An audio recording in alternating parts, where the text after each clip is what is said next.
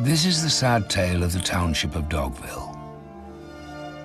Dogville was in the Rocky Mountains in the US of A. Up here, where the road came to its definitive end near the entrance to the old abandoned silver mine. The residents of Dogville were good, honest folks, and they liked their township.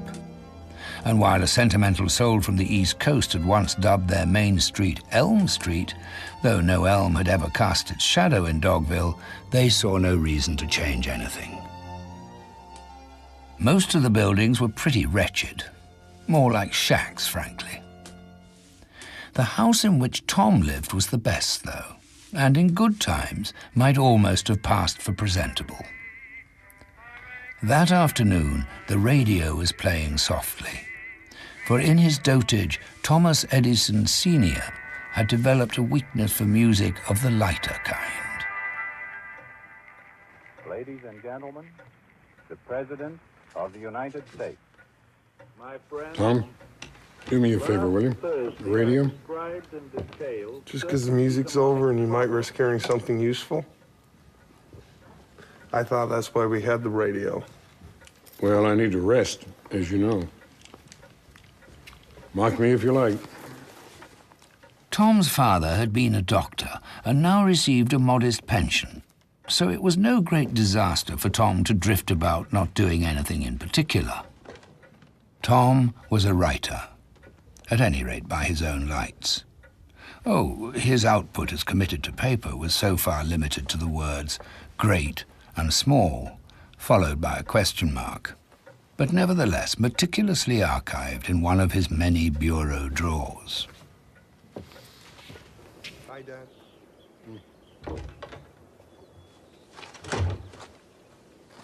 Evening, Master Tom. Evening, Master Olivia. You don't forget about the meeting tomorrow. No.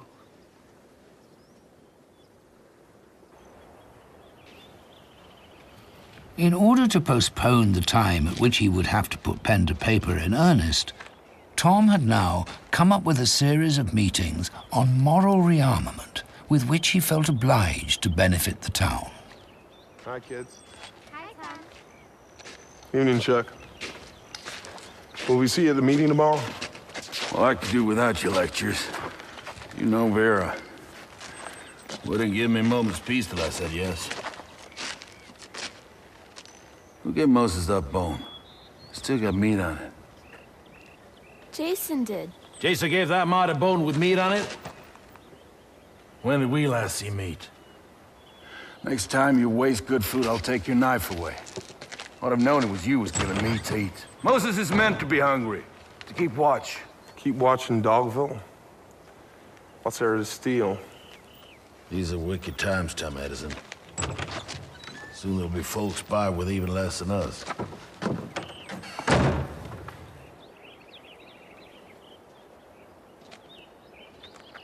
Indeed, Tom was busy enough, even though, formally speaking, not yet busy with writing per se.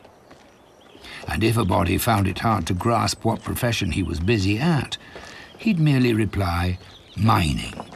For although he did not blast his way through rock, he blasted through what was even harder, namely the human soul, right into where it blistered. Hey, Martha. Hello, Tom. Listen, they're all coming, so you just have those benches ready. Yes, they're ready.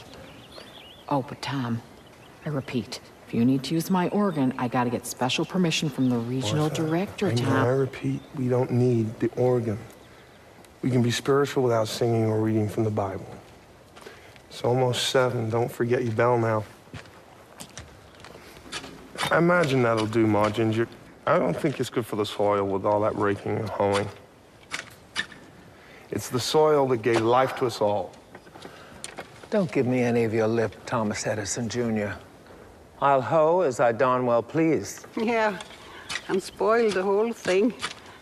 I agree with Tom. Yeah, but he likes eating my pies, don't you?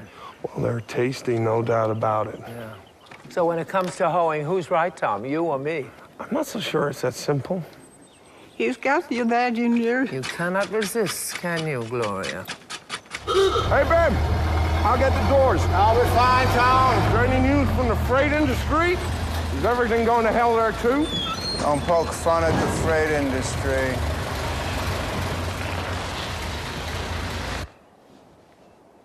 It was 7 o'clock precisely as Martha chimed the hour, and Tom was due to play checkers with his childhood friend Bill Henson. Bill was dumb and knew it. Far too dumb to qualify as an engineer, he was certainly sure of that. After listening for a while to the pile driver down the valley that Ben insisted was working on the foundation of a new penitentiary, Tom headed for the Henson home in order to inflict upon Bill yet another humiliating defeat at checkers. Some folks might say the opportunity to meet Bill's older sister Liz was more of a draw than the checkerboard, and they might be right. It was a fact that in the Henson home lay another horizon, a horizon just as alluring as the one beyond the valley. A horizon bound by Liz Henson's luscious curves. Nobody's getting it? A sweet, painful, seductive abyss. Hey, Liz. Hey, Tom. Must you come by every single day? It would be a lot more fun if somebody interesting appeared for a change. You know, I really am so lonesome in this town. The moment my fiancé writes that he's gotten that job in Boulder, I'm off. And then the whole lot of you'll have to find some other girl's skirts to peek up. Is Bill in? Well, isn't he always? He studies and I help out with the glasses. Even though everybody knows that I'm the clever one. Hey, Mrs. Henson. Evening, Tom. Checkers time, Bill, old buddy. Was there You didn't hear the bell?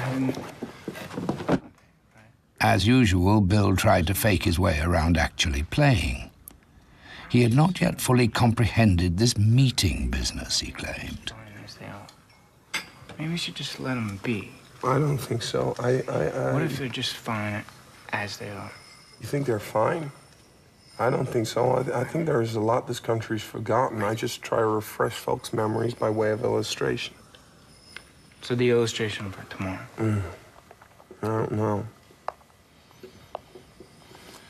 See, if the people of Dogville have a problem with the acceptance, what I really need is something for them to accept. Something tangible, like a gift. Why in the heck would someone up and give us a gift? I don't know. I'm gonna have to do some thinking. Wait. We're missing a piece. We won't be able to play.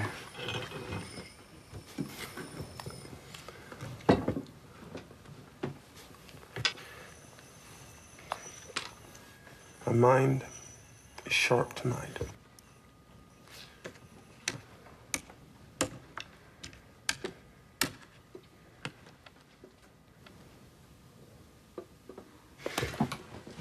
Night, Bill.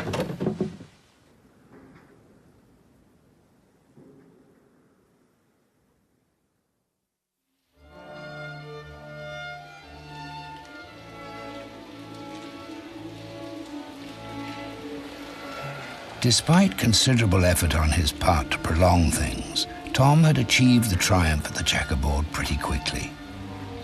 It had started to rain, and the wind had become a regular gale when Tom strolled home through Elm Street. If Tom were to prove that the citizens of Dogville had a problem receiving in his lecture the next day, he sorely lacked an illustration, a gift. Bill might have been right. It hadn't exactly rained gifts on this particular township.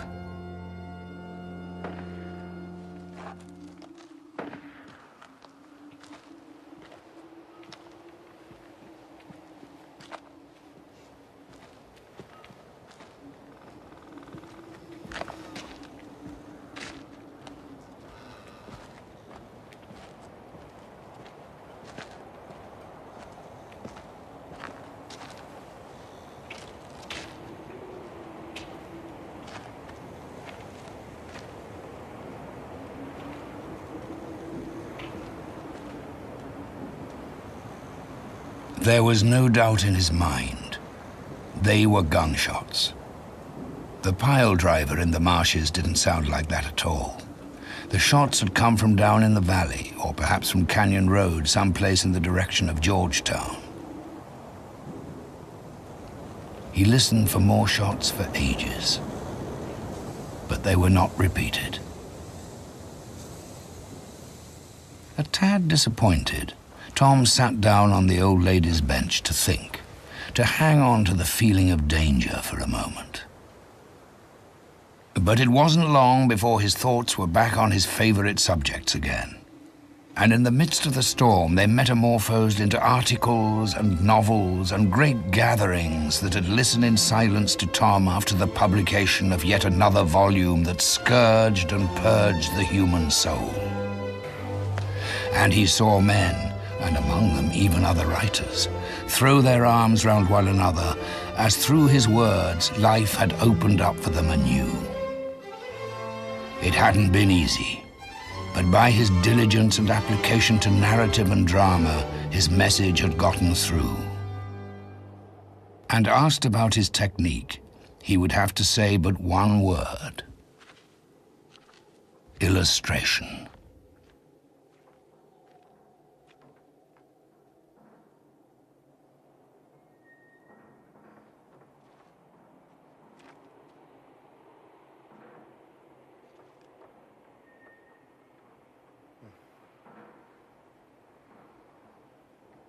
Tom could have spent another half hour or more on the bench, but another unusual noise roused him. It was Moses barking. Oh, that wasn't unusual in itself, but it was the way he barked that was new. His barking was not loud, but more of a snarl, as if the danger was quite close at hand and not merely a passing raccoon or fox. As if the dog was standing face to face with a force to be taken seriously. Hey, lady! I wouldn't go up there if I were you. I know the mountain well. Doubt if I'd get away with my life. It's a very nasty drop.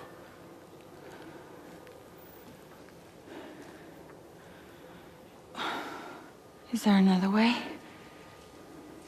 Yeah. Where? Back down the way you came from. Back down to Georgetown. Why'd you need to get up the mountain? Did it have anything to do with those gunshots?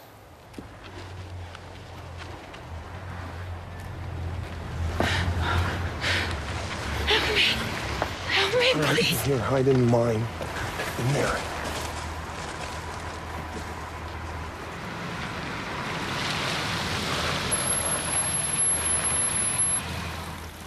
Hey, where's this road headed to? Nowhere. It's a dead end. If you want to pass, you'll have to turn around, go back by way of Georgetown. This place, it's called Dogville. Dogville? Yeah. Well, figures. Stupid name if I ever heard one. Hey, we're looking for somebody. Oh, really? Who might that be? My boss wants to talk to you. Young man. Yes, sir. I'm looking for a girl. She may have made her way to your town in her confusion. I don't want any harm to come to her. You see, she's very precious to me. Well, sir, nobody's been through Dogville. Moses would have barked. He's very suspicious of strangers. Oh, that's very wise of Moses. Please take my card, and if perhaps you see a stranger, then give me a call. I am in a position to offer a considerable reward.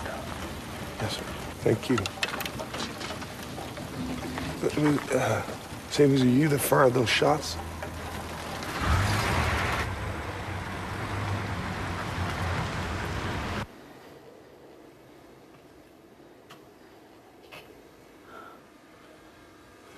Well, they're gone. Want to come out now?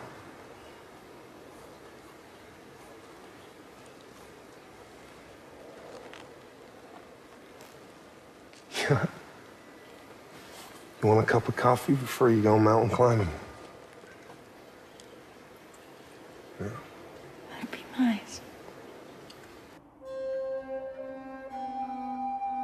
beautiful fugitive's name was Grace.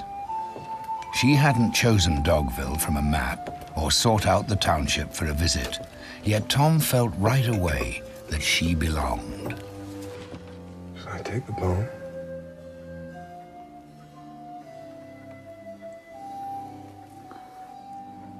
She could have kept her vulnerability to herself, but she had elected to give herself up to him at random. As, yes, a gift. Generous. Very generous, thought Tom. You gonna eat? You must be hungry if you haven't eaten for days. I don't deserve that bread. I stole that bone. Never stolen anything before. So now I have to punish myself. I was raised to be arrogant. So I had to teach myself these things. Well, it may be best for your education. But Grace, in this town, in these times, it's very impolite not to eat what's set before you. I'm so sorry.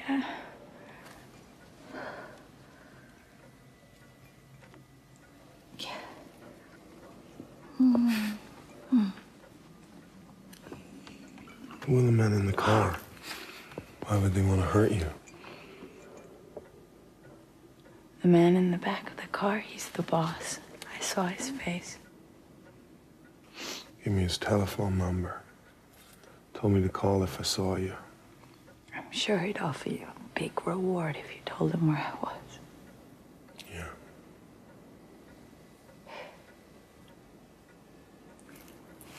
Where's your family? Don't have a family. All I had was a father. Those gangsters took him away from me. What if I said you could stay here? Here? But even if you meant it, it's impossible. It's a very small town. I have to hide. People will ask questions. Well, that might not matter. Not if they all wanted to help you too. Are you saying that everybody in this town is like you? They're good people. You know, they're honest people. They've all been in need themselves. They might well turn you down, but I think it'd be worth the trouble to ask. But I've got nothing to offer them in return. No, I think you have plenty to offer Dogville.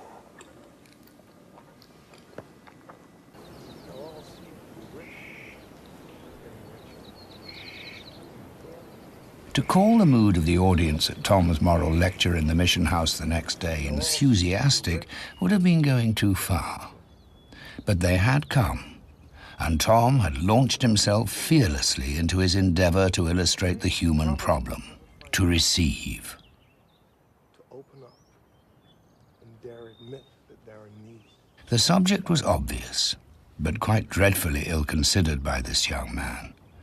To compensate for his lack of preparation, Tom made diligent use of his technique of lashing out somewhat haphazardly in all directions.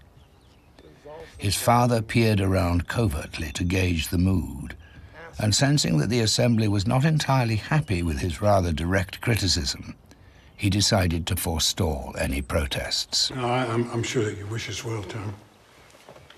But of any town, I believe this one has a very fine sense of community. Living side by side, we all know one another. I'm a pretty fair judge of character myself. But honestly, Tom, you've done it again. Made us come here to listen to a lot of nonsense. What do you think you are, some kind of philosopher? Observant, that's what I am. Lazy, I would say. We shovel snow together. You shovel snow together? Yeah. Every household clears their own front walk. I gotta allow that Tom's right on that. The roads don't get cleared properly. I'm sorry, Tom, you're gonna have to come up with something better than that. The whole country would be better served with a greater attitude of openness and acceptance. You're not suggesting that we all wouldn't help out if somebody needed help? No, that's not the point. That's not the point. We care for human beings up here. We'd probably never find out.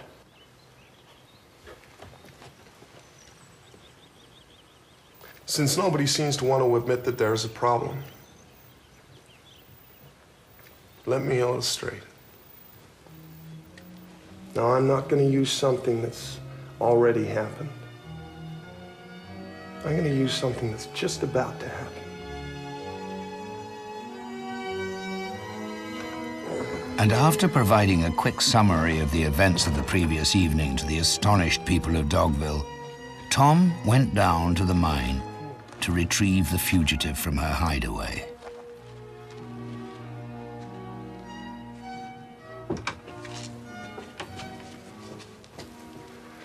Allow me to introduce Grace.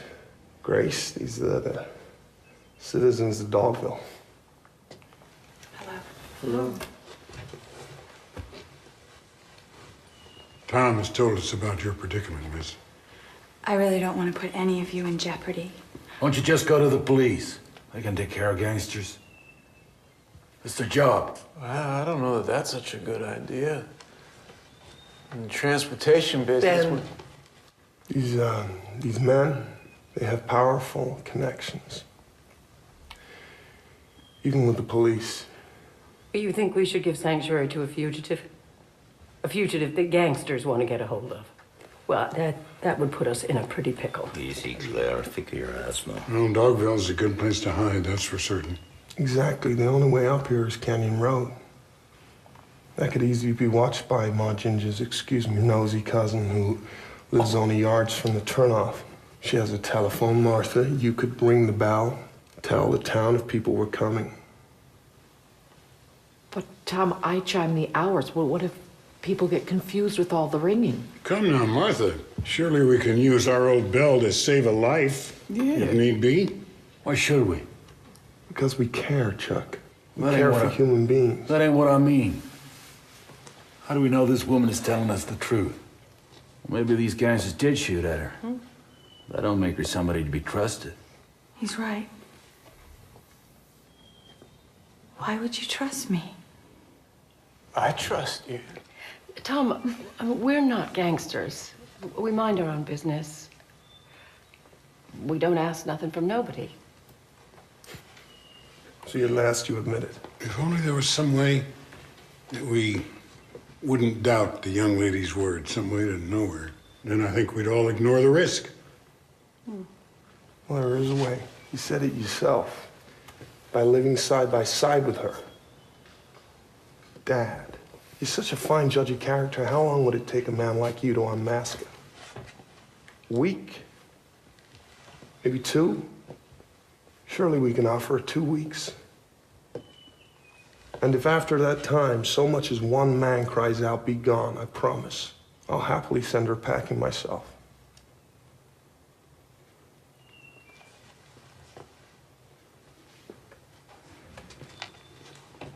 Well, if Master Tom think this is right for us and for the community, then that'll do for me.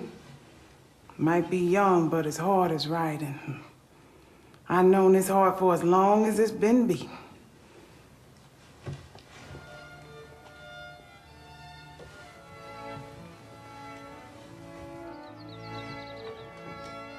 No more words were spoken at the town meeting in the mission house, but it had been decided, they all felt, that the fugitive would be given 2 weeks. And they would all be able to look at themselves in the mirror and know that they had done what they could. Indeed, and perhaps more than most people would have done. So, that very afternoon, Tom took Grace on a stroll down Elm Street to introduce her to the town he loved. Well, this is where Olivia and June live. June's a cripple. They live here as a token of my dad's broad-mindedness. Chuck and Vera, they have 7 children and they hate each other. Next door we have the Hensons. They make a living from grinding the edges off cheap glasses to try and make them look expensive. Moving on, we have Jack McKay. Now, Jack McKay's blind, and the whole town knows it, but he thinks he can hide it by never leaving his house. In the old stable, Ben keeps his truck. He drinks, and he visits the whorehouse once a month, and he's ashamed of it. Martha, she runs the mission house till a new preacher comes, which will just never happen. And that leaves Ma Ginger and Gloria. And they run this really expensive store where they exploit the fact that nobody leaves town. They used to leave go vote, but since they put in the registration fee, it's about a day's wages for these people. And Dogville didn't feel the democratic need anymore. Those awful figurines say more about the people in this town than many words. If this is the town that you love, then you really have a strange way of showing it. All I see is a beautiful little town in the midst of magnificent mountains. A place where people have hopes and dreams, even under the hardest conditions. And 7 figurines that are not awful at all.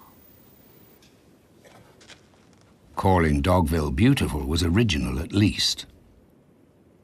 Grace was just casting one more look at the figurines she herself would have dismissed as tasteless a few days earlier, when she suddenly sensed what would best have been described as a tiny change of light over Dogville.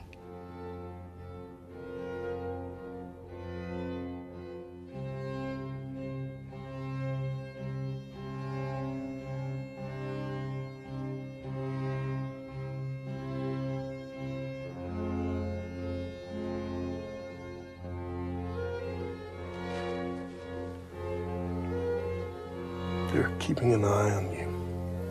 And if you love them already, they might need a little persuading.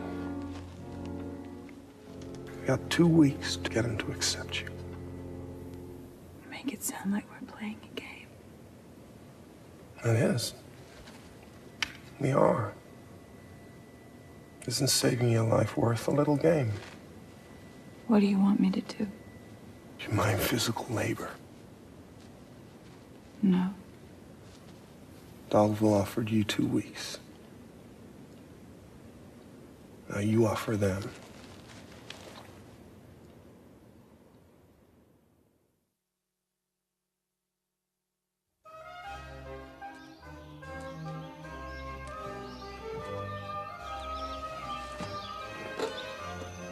The next day was a beautiful day in Dogville. The tender leaves on Ma Ginger's gooseberry bushes were unfurling despite wise Tom's misgivings as regards her gardening methods. But more than that, this first day of spring had also been picked to be Grace's first ever day of work, the day in which she was to set off around Dogville and offer herself 1 hour per household per day. Excuse me. I'd like to offer you my help, if there's anything that you need. Maybe a carburetor that don't leak. All right, here. I can take that. Maybe I could help around your home. I don't really have a home. It's just the garage. Oh. I'm in the freight business. The road's my home. I'm ready. Good morning. Miss Olivia's got a home. She's looking to help out in somebody's home. A cleaning lady for a cleaning lady? You be talking nonsense, Mr. Ben. Good day. All right. See you later on. And off Ben went to Georgetown with the weekly shipment of glasses that Mr. Henson had so laboriously cleansed with his polisher of any trace of their cheap manufacture.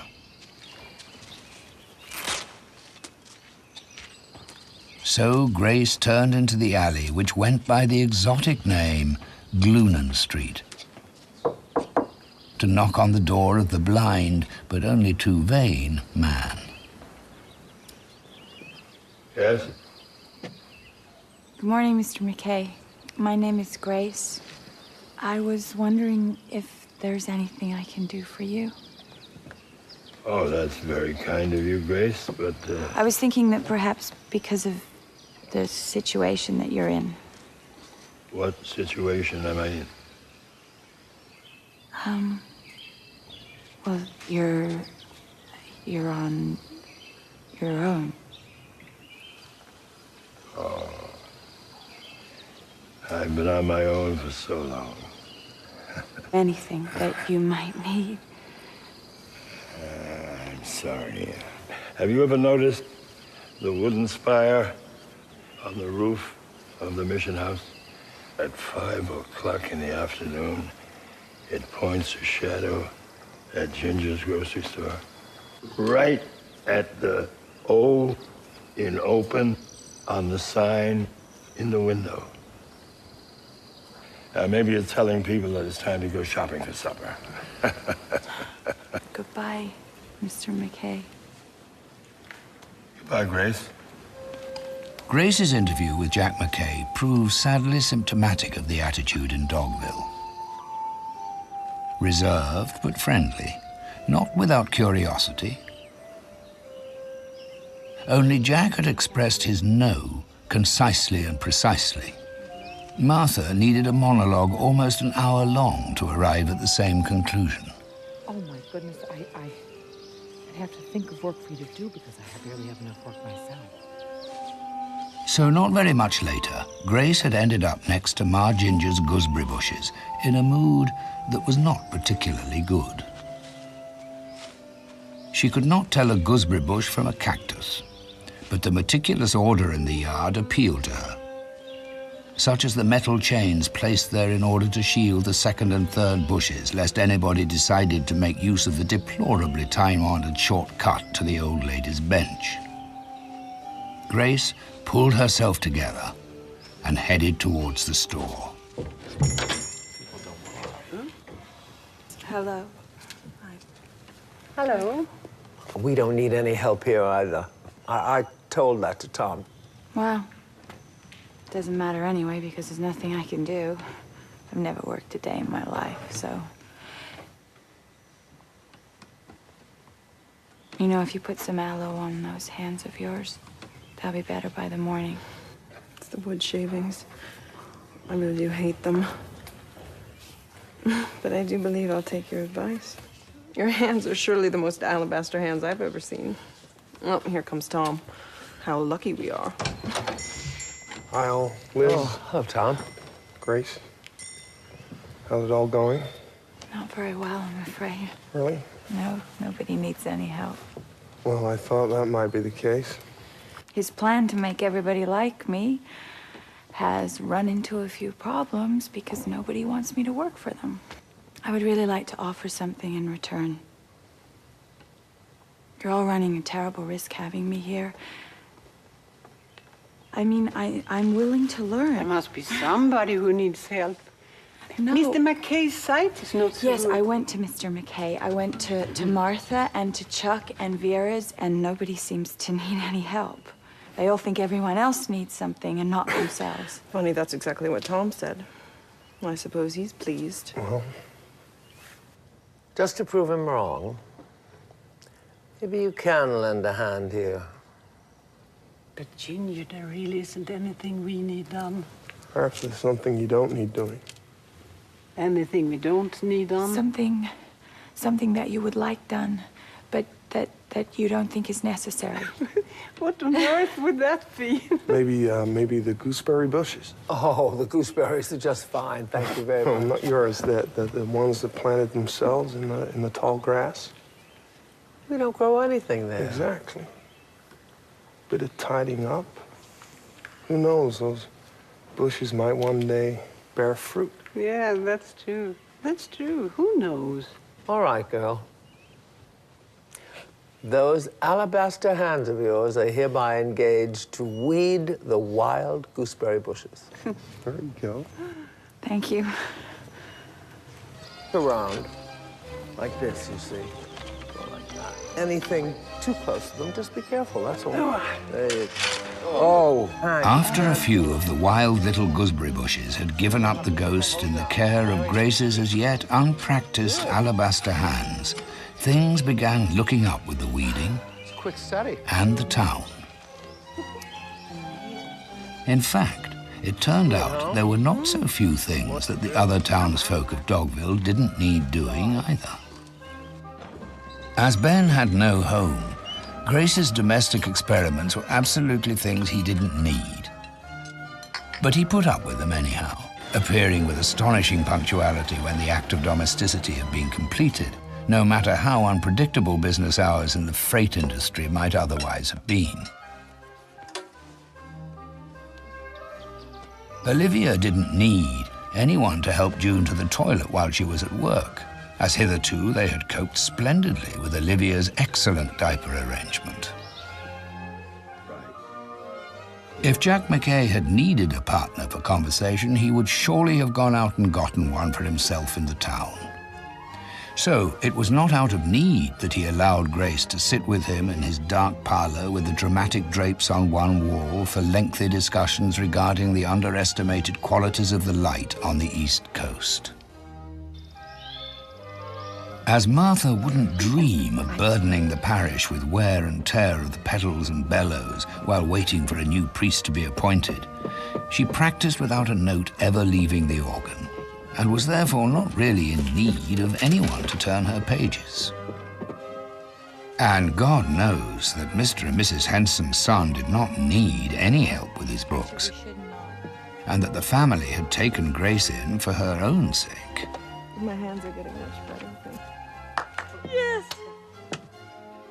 And although Lizzie's hands had improved through Grace's good counsel, Thomas Edison was a doctor and of indisputable health, and he did not need care or help with the pills from the medicine closet with its many secrets. Actually, Chuck was the only one not yet hooked, as Tom put it. Hooked? You sound so arrogant. Arrogance is the worst thing. He doesn't like me. And he has every right to feel that way. Yeah. Listen, luckily, I prepared a Trojan horse. What? A Trojan horse we can get in by way of Vera. There's this lecture tomorrow in Georgetown, given by some professor. It's some intellectual thing, but not so intellectual he can't tour the provinces with it. Anyway, the point is, Vera, she'd do anything to go, but she's got no one to mind Achilles while she's gone. She trusts the girls mastering their iambic pentameters, but not with the little ones. So this is where you come in. I said that you would watch them tomorrow afternoon. Now, I'll try and stall her on her way home. The bit of luck, Chuck will get back before she does, and you can use the time and all your charm to try and win him over. I will happily mind Achilles if Vera will let me. But if he doesn't like me, he doesn't like me. Tom really was enchanted by this unusual, mysterious creature. And even though she did not satisfy his curiosity by saying anything about her past, so as not to put anyone in danger, she still fitted Tom's mission to educate Dogville on the subject of acceptance like a glove. Tom felt content. Grace had been dangling over the edge, and he had been the one to pull her back onto the path. It gave him a fine sensation of mastery, new for him in terms of the opposite sex, and his feelings unleashed the best in his burgeoning love.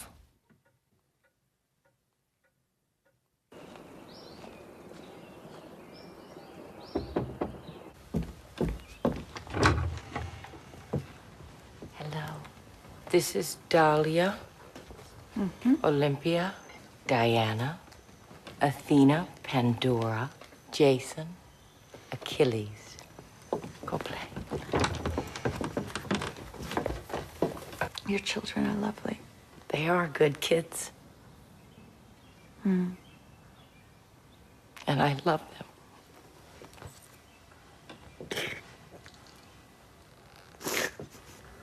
Please don't say such nice things about the kids. I cry too easily. Both in sorrow and in joy. Okay, Vera. Oh, hi. Sweetie, I'm ready. thanks for leaving the map out. I'd have plumb forgot it, I'm sure. How'd you know I was going that far? The last time I saw the thermos, it was on the doorstep and the map was beside it, so I just thought when I saw the thermos this time and no map, that... You're a sweet girl, Grace. Sweet as Miss Laura. Who's Miss Laura? You gave yourself away again, Ben. I think Miss Laura is what Ovid might call a maenad. Oh. Don't be ashamed, Ben. We all have the right to make the most of our lives. I'm sure that those ladies in those houses, they bring a lot of joy to a lot of men. Ain't nothing I'm proud of. Really ain't. It's all right.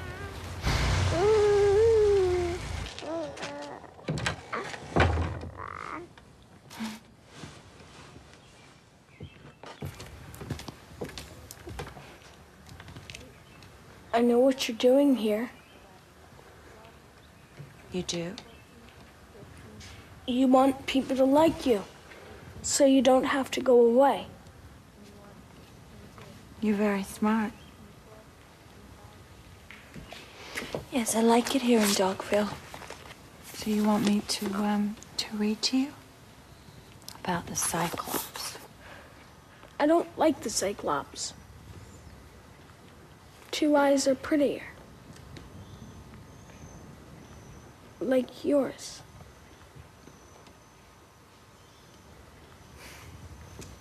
If you want my ma to like you and let you stay, you just have to be nice to me. Maybe you should help me clean up instead. Ma says I don't have to work. Except in my head. Oh, but what about if I ask you? Please? Okay.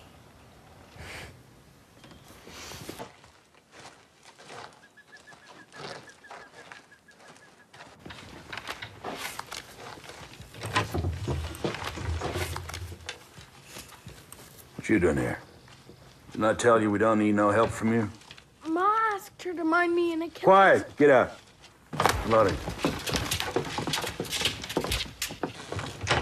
Same nonsense. They'd have done just great in antiquity, no doubt. How's it going otherwise? The fooling act. I wasn't trying to fool anyone. I mean Dogville. Has it got you fooled yet? I thought you were implying that I was trying to exploit the town. Oh, wishful thinking. This town is rotten from the inside out. Wouldn't miss it if it fell into the gorge tomorrow. I see no charm here. You seem to. Admit it, you've fallen for Dogville. The trees, the mountains, the simple folk. If all that ain't got you fooled yet, I bet the cinnamon has. That damn cinnamon. Those gooseberry pies. Dogville's got everything you ever dreamed of in the big city. You're worse than Tom. How do you know what I dreamed of?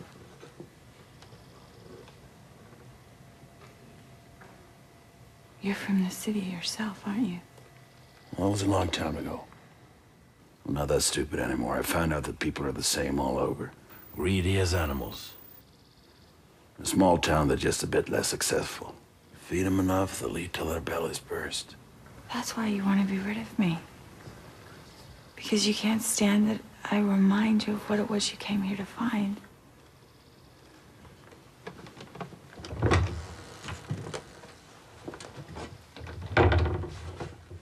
I'm telling you for the last time to get out of my home. Moses don't like you and I don't like you. Kids are going crazy enough from the Moss teaching. Thank you, Grace.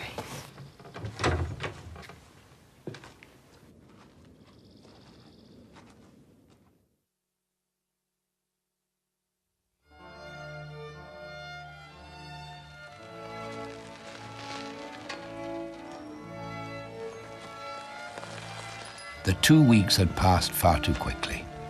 Grace had enjoyed herself. All she could say was that she was fond of them all, including the folk who had greeted her with reluctance and hostility. Even though she might not have won everybody over completely, or even halfway, as Tom put it. She cared for Dogville, and she had shown the town her face, her true face. But was that enough? During Jack McKay's long lecture that evening, she had found herself in a heart-searching mood. Whether heart-searching or concern for her future was the cause, the result was that the otherwise so lovable Grace indulged in a pretty shady piece of provocation. So, you agree that the windows in St. Bridget's, the first time you saw them, didn't live up to their reputation? Mm-hmm. I don't think it's the position of the church itself. No, maybe it's the light in Los Angeles and the mosaic glass in those windows. They kind of collide. I remember thinking that. I think we've talked long enough about the way we remember seeing things. Don't you? Why don't we talk about something that we can see right now? There's not much to see around here. Wretched town. Why don't we talk about the view? Well, I don't go out much. You know, the sun, my skin. Yesterday I was walking in Chuck's apple trees. If you go right up to the edge of the cliff, you can just manage to peer around Ben's garage, and you get a view of your house from the side facing the gorge. Well, I didn't realize that there were windows behind there. Huge windows. It must be a wonderful view. Would you mind if I opened them?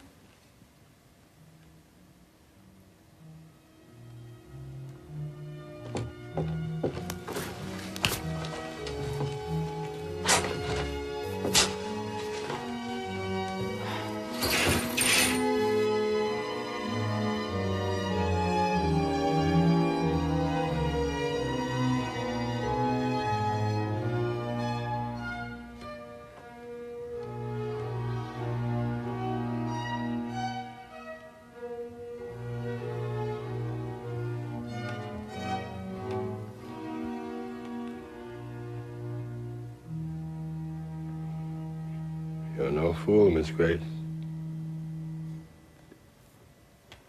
You're no fool. You probably see that those curtains are hard to open. I'm sorry.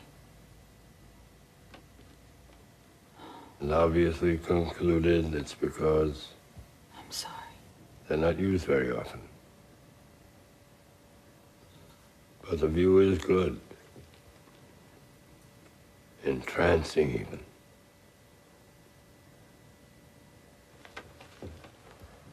So, ask me why a man who loves the light hang these heavy curtains.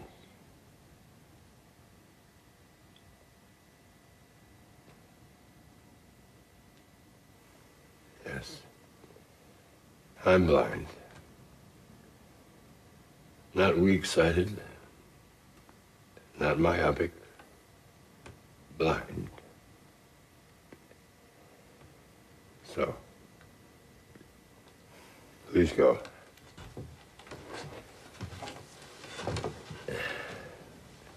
And let me be that on my own.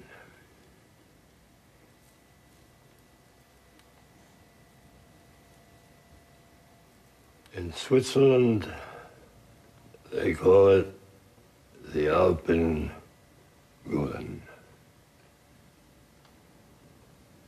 That's the light that reflects from the highest peaks after the sun. goes down behind the mountains. And now it's gone.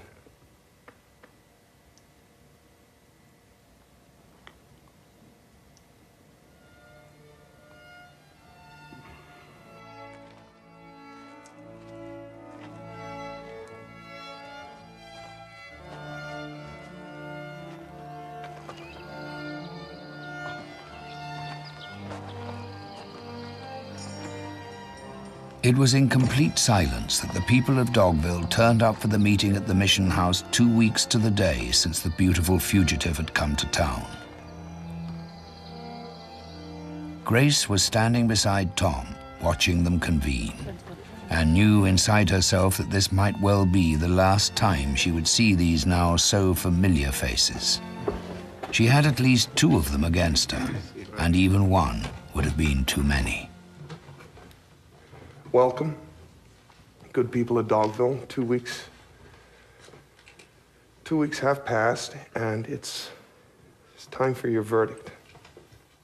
Is it right that she should be here while we talk? Well, Mrs. Henson, when Grace first came, she made no attempt to hide her weakness from us. I think it's only right that we be as open with her, tell her to her face if we want her to leave. No, Mrs. Henson's right. Nobody should be prevented from speaking their mind out of politeness. I'll wait at the mine, and if the boat says that I should leave, then I'll take the path across the mountains while it's still light. All of the things that I've borrowed, if you could return them to everybody. Of course. Nobody has to see me before I go. Martha, if you'll just ring the bell, then I'll understand.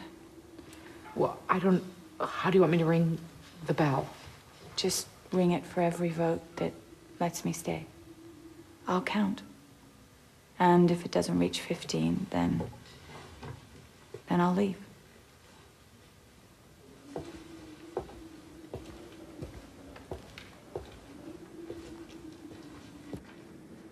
Tom is anxious to speak in her behalf, but I think he's had his allotted time.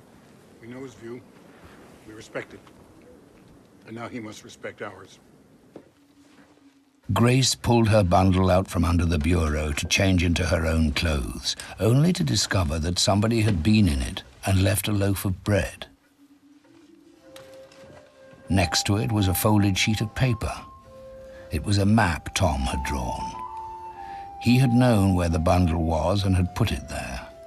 It showed the path across the mountain, and all the dangerous spots were furnished with witty, horrific little sketches. But there was more. Several people had had the same idea. They had eased gifts into the bundle for her. Jason's beloved little penknife lay there, all polished and shiny, and a pie from Ma Ginger and Gloria, and some clothing and matches and a hymnal. Grace opened it at number 18, where Martha always had trouble with the fingering. And between the pages lay a dollar bill. Martha alone could not have afforded it. Grace had friends in Dogville, that was for sure. Whether they were few or many did not matter a jot. Grace had bared her throat to the town, and it had responded with a great gift. With friends.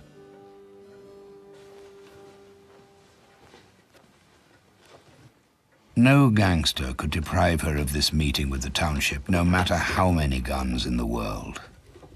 And should the strokes of the bell not reach 15, she knew now that she meant something to the town, and that her stay had been of significance. Not much, perhaps, but nevertheless, a trace she had left. And the first in her young life in which she took pride.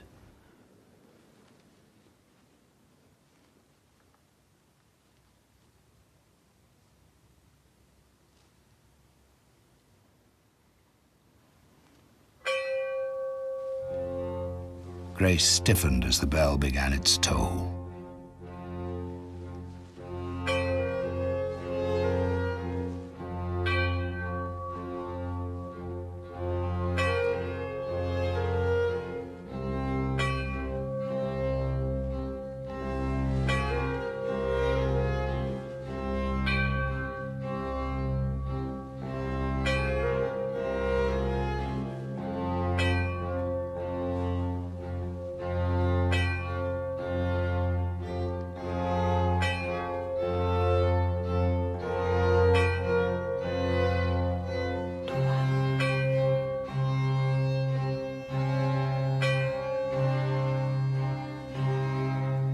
14. Grace counted. So McKay must have voted for her after all. And if so, why not Chuck too?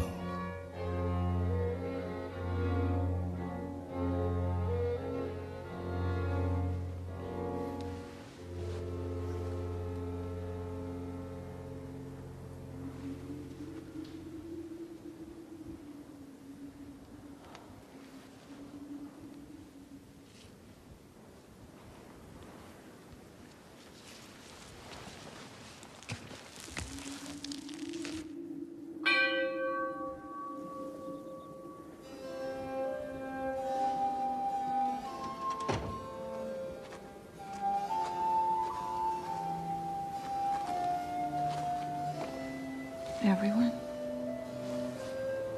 And Chuck. Chuck. Everyone. I think they like you here.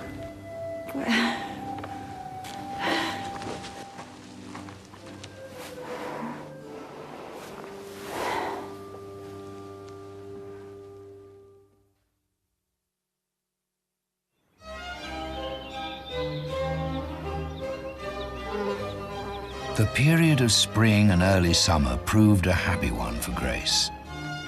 Martha rang the hours, conducting her through the day, so she could serve as eyes for McKay, a mother for Ben, friend for Vera, and brains for Bill.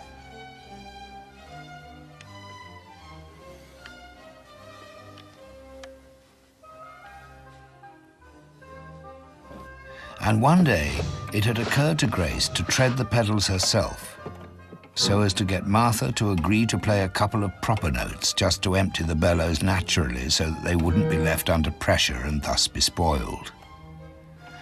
And now, they had tacitly agreed that as long as it was Grace who trod the pedals, Martha could play without feeling any guilt.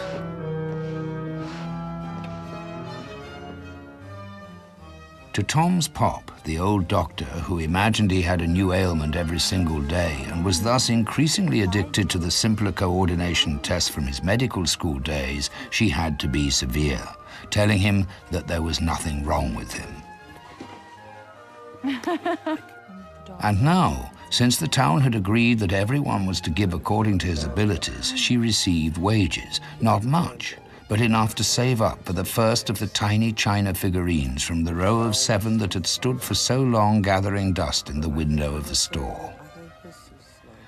And she dreamed that in time she would be able to acquire them all.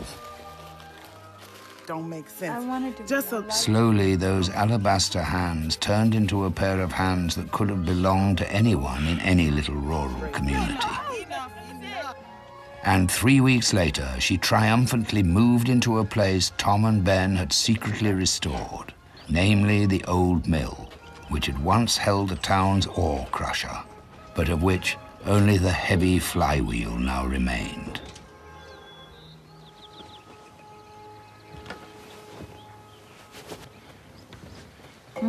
Thanks. That's what I'm talking about with the freight industry. This Laura had thrown that out, was no use to anybody. Just good thing in the wrong place, but my truck, you know, shouldn't poke fun at the freight industry, that's all. No, you're right, Ben. They shouldn't.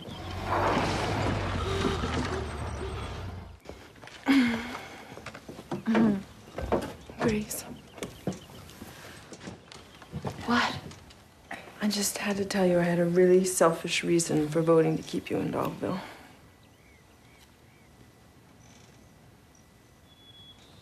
What was it? Well, it was such a relief when you turned up. And you were the one all the men had eyes for. You know, Tom and them. I've had to put up with it for so long. Frankly, I just didn't have the energy for it anymore. I'll always have eyes for you, Liz. You know that. They will. Oh, you're beautiful. Thank you, Grace. The very latest development, now that summer was at its peak, was that Grace had been given leave to help Chuck in the orchard. And every day at 5, once their work was done, she could appreciate that actually McKay was right. The shadow of the spire did indeed point at Ma Ginger's store. But today, the tower did not only announce that it was time to go shopping, but also by a signal which nobody, despite Martha's initial concerns, could have confused with the ringing of the hours, a warning that somebody was approaching via Canyon Road from Georgetown. For the first time in living memory, law enforcers had come to Dogville.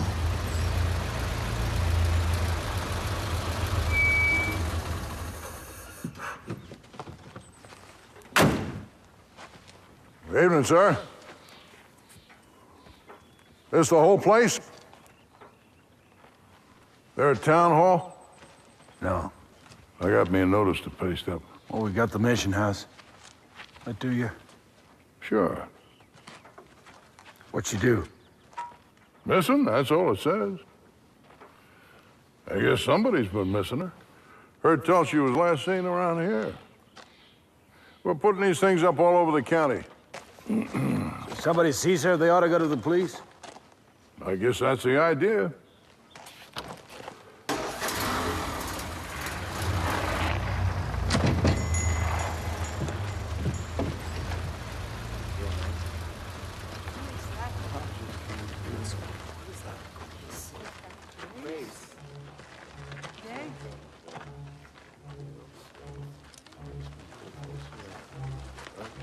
Put 'em up all.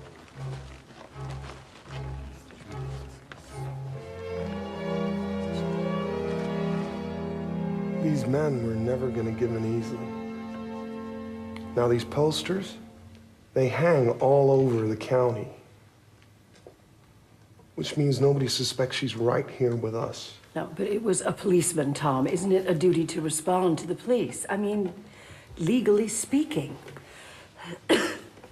No, I'm sorry. I just I get upset. She's just a missing person. She hasn't done anything. He even said so. I think you should vote again. Why? We can't resort to plebiscites time and time again. Oh, come on.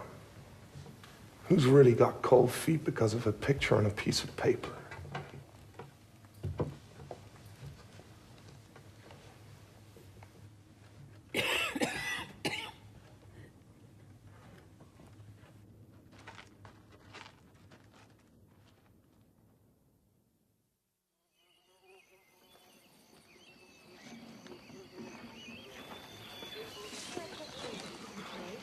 The 4th of July came, with huge clouds of seeds from some remote meadow gracefully floating down Elm Street in the early evening. Today was a day for celebration. Nobody was to worry about the hard times, and Grace could stop at Ma Ginger's window quite content to ascertain that only 2 of the little china figurines remained, and were thus the only 2 she had not yet been able to save up enough to purchase.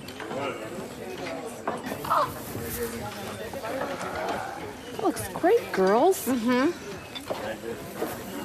Grace, could you put in a couple of hours with me in the orchard again today? It's real nice down there with the sunshine. Chuck, it's the 4th of July. What are you talking about sunshine for? Have you turned into a romantic like me? No. We're gonna have fun. And in the winter, we'll all starve. Even Ben's taking a day off. Hi. Hey, Tom. Gracie, you got a moment?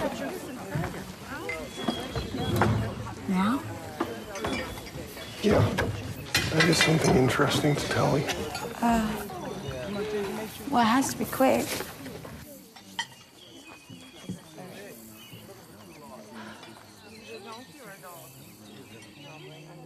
I got so much going on in my head. That must be very tiring for you. I think I've done a pretty good analysis of the folks in this town. And I think I understand them in a meaningful way. But when I come to decipher you, I get absolutely nowhere. You know, Liz is easy to read. And there was some attraction between us.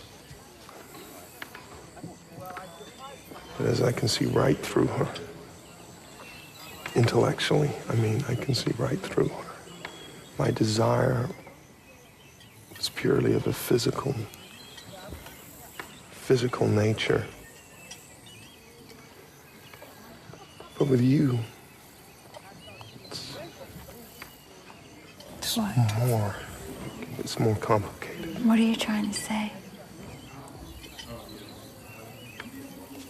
No, I should get it clear in my head first. Are you trying to say that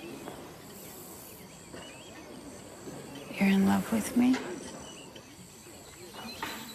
No, I wouldn't. Wait. Love it's not. It's a big word. Yeah.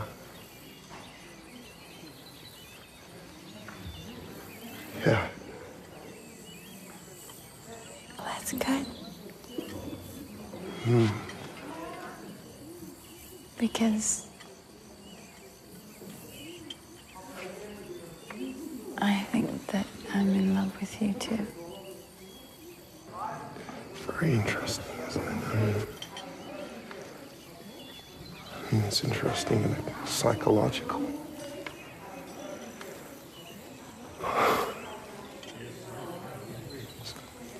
Did they call you? I think they're calling you. I didn't hear them. No. You should probably get back anyway. See you at the wedding, that celebration.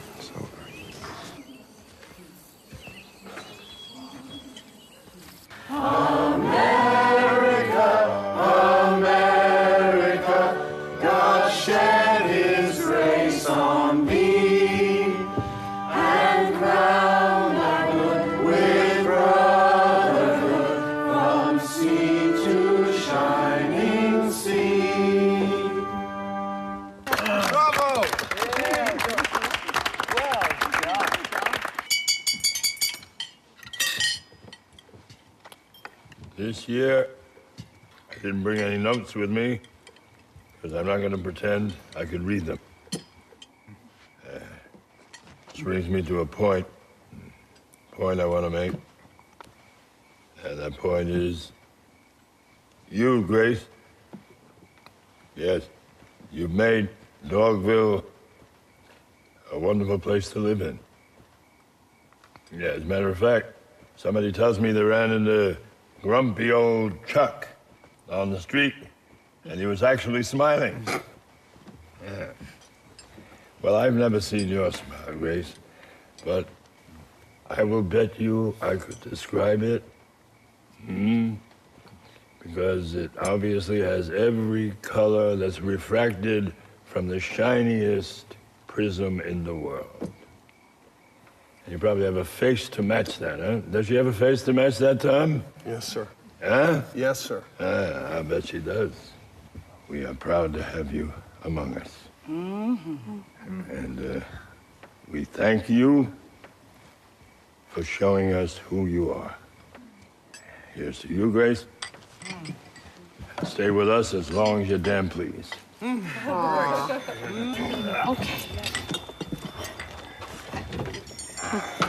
Want me to hold it?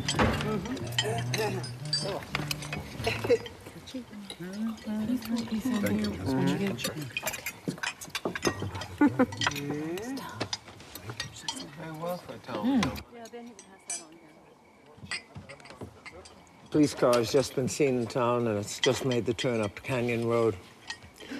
So he'll be here any minute. Should I ring the bell? No, Martha. Grace probably heard. We'll get rid of him quickly. Go, honey. Go. Don't worry.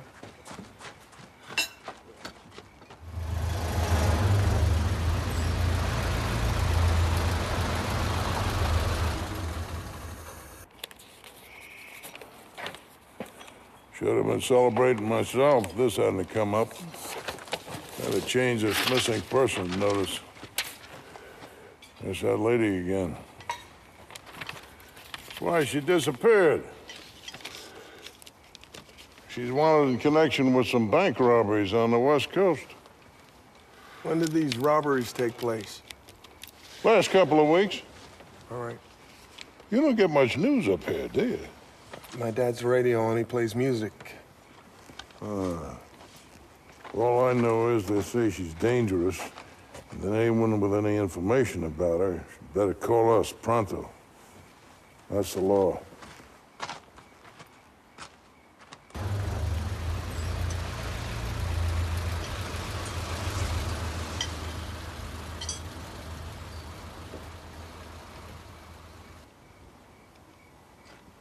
Two weeks.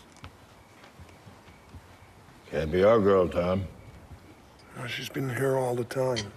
Right. She couldn't have done what they're accusing her of. No, that's true, Tom. You're right. Still, it's an unpleasant business just the same.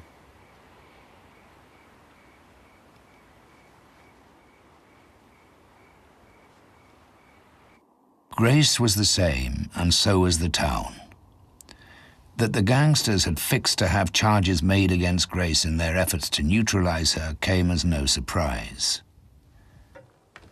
But everything had changed a little, yet again. I'm telling you, you have exactly the same kind of little lump in exactly the same spot on the other side of your back. Really? I can only assume that it belongs on your body. But you are the doctor. So... Well, it's very unlikely, don't you think, that a cancer would develop in such precise symmetry? Mr. Edison, I mean, well, please, but, we have you know, been over this so possible, many though, times. You know. I think you have to accept the fact that you are an exceptionally healthy, elderly gentleman. I'm going to rest just the same. I'll see you in the morning. I hope so. What? What did they say? Well, I couldn't really argue that anything had changed. But by not telling the police, they felt that they were committing a crime themselves. I think I should leave. No. Enough is enough. I suggested the opposite. You did? From a business perspective. From a business perspective, your presence in Dogville has become more costly because it's more dangerous for them to have you here. Not that they don't want you. It's just they feel there should be some counterbalance, some quid pro quo. That sounds like words the gangsters would use. There's also more of an incentive for you to want to stay. See, with all those wanted posters hanging around the place, I can hardly think of anywhere else you could hide. So what's the counterbalance that you suggest? Right, well, they wanted you to work longer hours. But instead, what I proposed is that you just pay a visit to folks twice a day now. That way it would seem that you're willing to contribute more without actually lengthening your day too much. It's just a way of heading off any unpleasantness.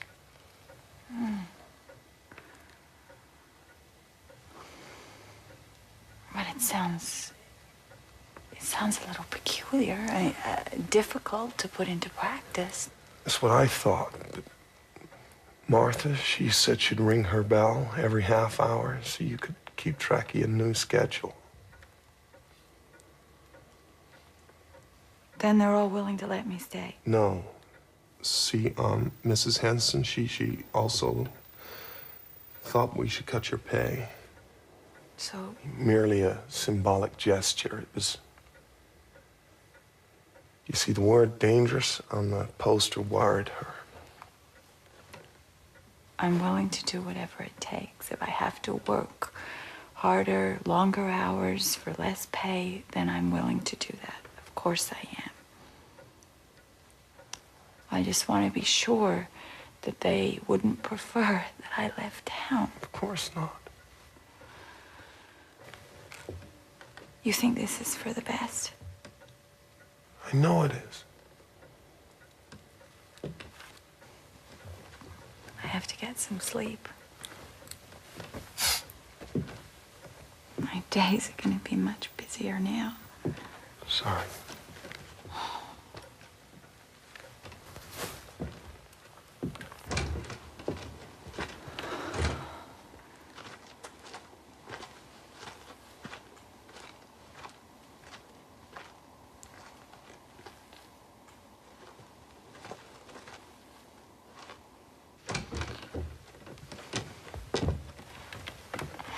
Tom,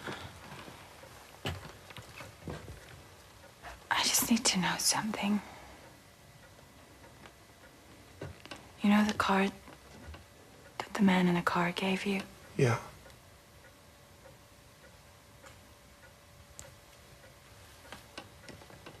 Did you show it to anyone? Come on, Grace. I burn it first thing. I'm being so silly. Of course. It's all right. It's all right. No, it's not all right. I hate it for you to see me like this. I can't bear that I'm doubting you. I'm sorry. Good night.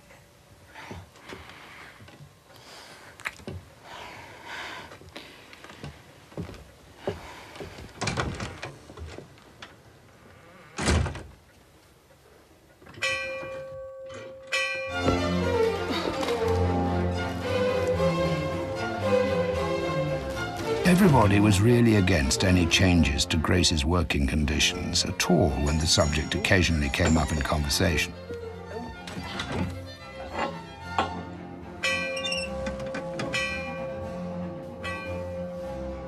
Oh, Ben had declared in sympathy that he wouldn't accept any more work than before, and Grace was grateful for that, even if he was a bit drunk when he said so.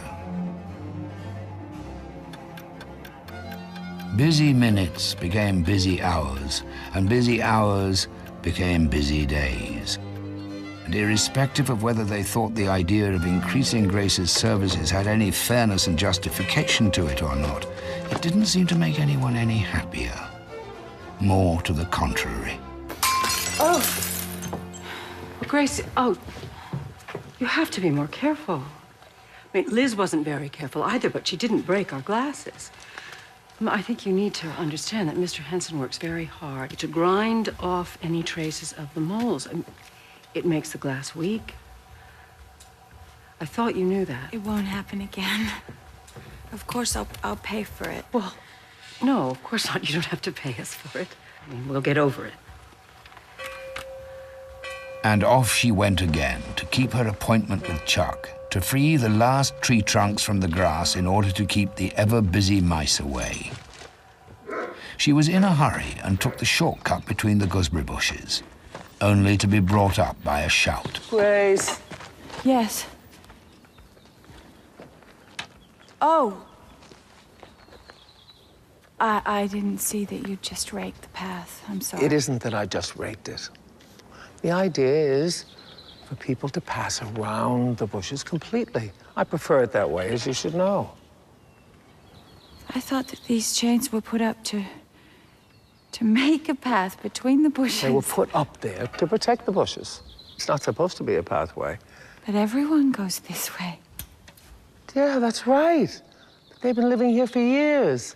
You haven't been here that long. Are you saying that I'm less entitled to use the shortcut because I haven't always lived here? Of course not. No, I just thought it pleased you to be here, that's all. Go on, go on. It's all right. I'll see you this afternoon. Okay. And I'll rake those bushes like they've never been raked before, I promise.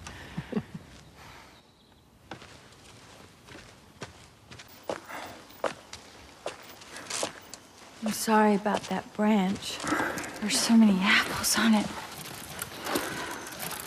I should have cut that branch, but I got greedy.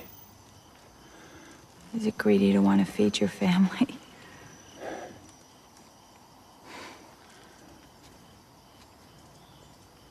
How come you don't like me? Why do you ask me that? When I get close to you, you edge away. No, I don't. Well, you did so. When we were thinning the ceilings in the bottom row. I'm not supposed to show you what I do if I ain't allowed to touch you. You tried to kiss me.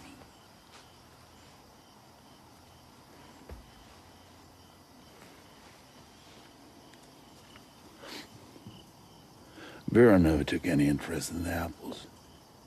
She hates the orchard. This is the first time I ever met anyone who understood about the apples. Sorry it made me so happy.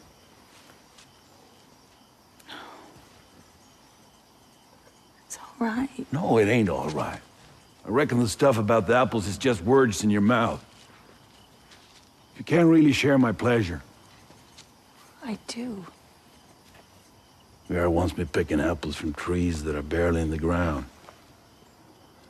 Things take time, that's love. Seeing what they need, respecting those needs. If anyone understands that, it's you. At least I thought so. I do understand that. But you edge away when I get close.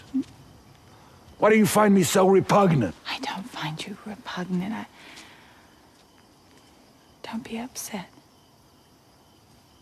I'm sorry if I doubted you. It won't happen again. I promise you. I wouldn't make that promise if I was you.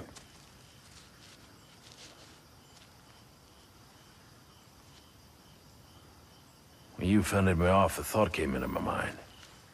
It made me ashamed. Thought that you'd hate me for. I would never hate you. Never.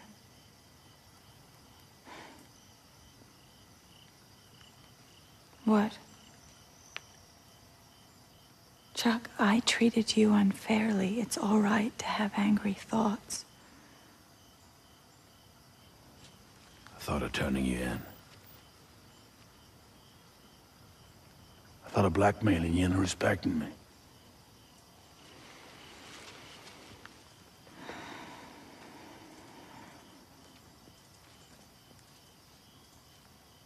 It means that much to you. It does, doesn't it? You've really been alone up here, haven't you? You haven't had anyone to comfort you.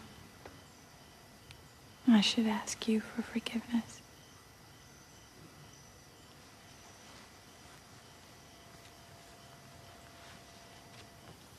Still friends?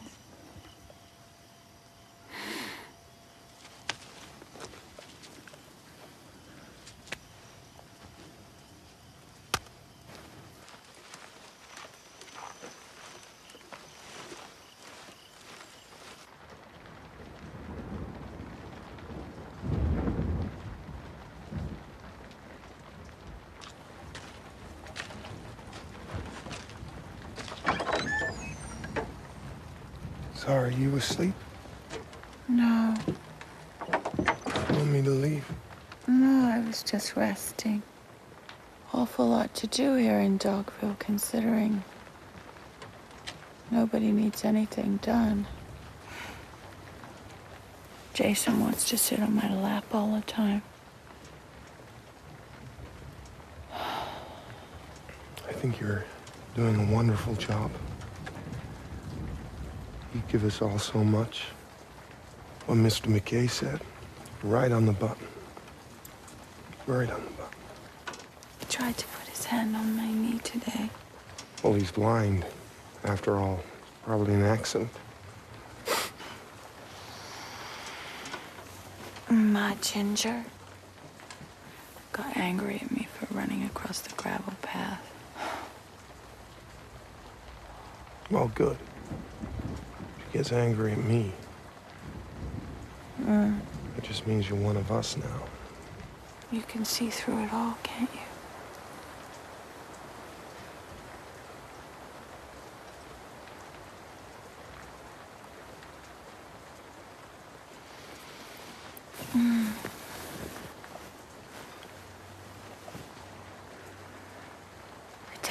gonna be asleep in 2 minutes. What if I don't want you to go to sleep? I don't think you have a choice tonight. Hmm?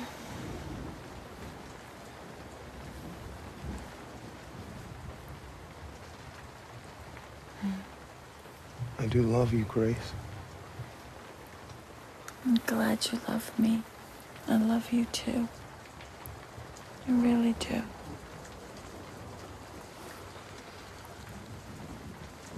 No, I mean, I yearn for you when I'm not with you.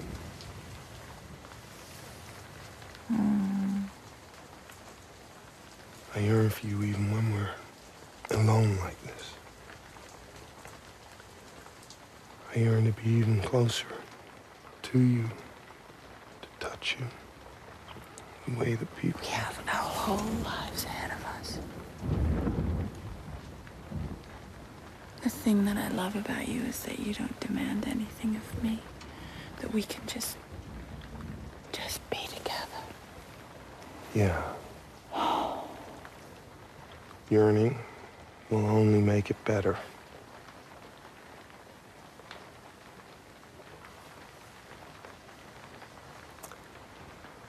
Thank you for your words, your wise words. You're welcome. You want your shoes off?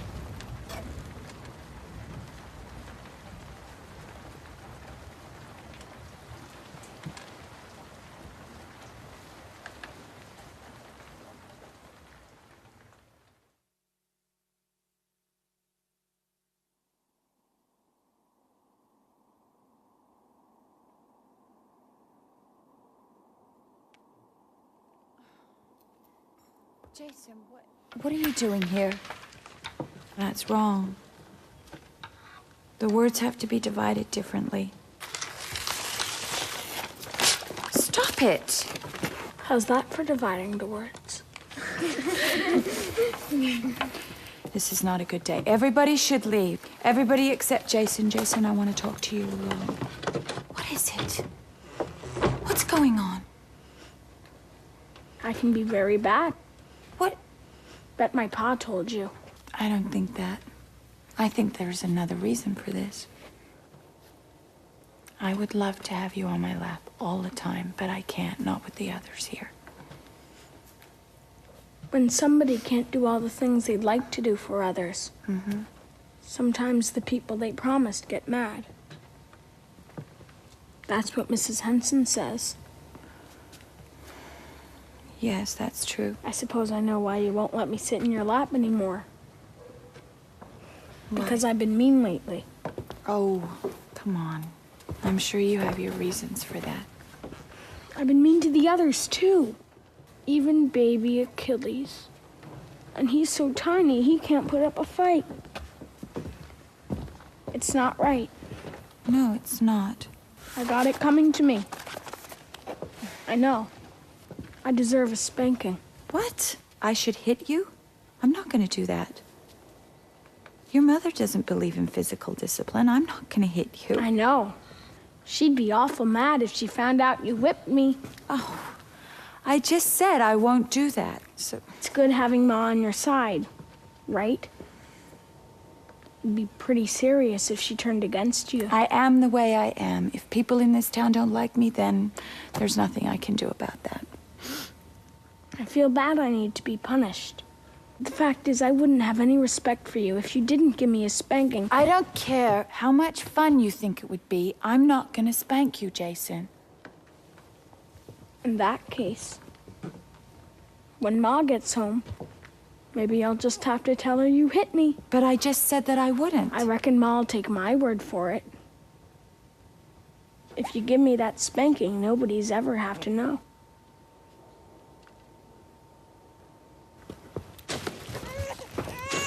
Stop it. Get away from Achilles. Stop it! I gave his crib a shove. Not my fault it didn't tip over. Don't you touch him. Move away from the crib. Stop it, Jason. Stop it. All right, you want a spanking? I'll give you a spanking. Come here. Come here. There. There we go. That wasn't hard. It's gotta be harder. It isn't punishment. All right. Harder. Oh, this is... Come on. All right, that's enough. That's enough punishment now. Maybe I should go stand in the corner and be ashamed. I don't care. Stand in the corner, do whatever you're gonna do. Hey, there's Pop. He's early. I hope nothing's wrong. Just as Dogville had done from its open, frail shelf on the mountainside, quite unprotected from any capricious storms, Grace, too, had laid herself open. And there she dangled from her frail stalk like the apple in the Garden of Eden. An apple so swollen that the juices almost ran. And once again, the police had come to Dogville. I said I'd tell you. To save Martha the confusion about the ring. But I forgot. They're already down by Canyon Road. The fellow in the other car is from the Federal Bureau of Investigation. You forgot? Yeah. It's a busy time for the apples, you know. FBI. We're most interested in hearing what I'd seen in the past 6 months. Anything related to that wanted poster. They asked me if I'd seen any signs in the woods of anyone camping out there. God only knows what that woman is capable of. You know she's not capable of anything. Well, that's what you say. Sure didn't sound that way coming from the laws. That's why I felt I had to tell them what I knew. What did you tell them? Well, I thought I'd seen something in the woods recently. An item of clothing, to be exact. Turned out it was just an old hat Tom had lost. It could have been this.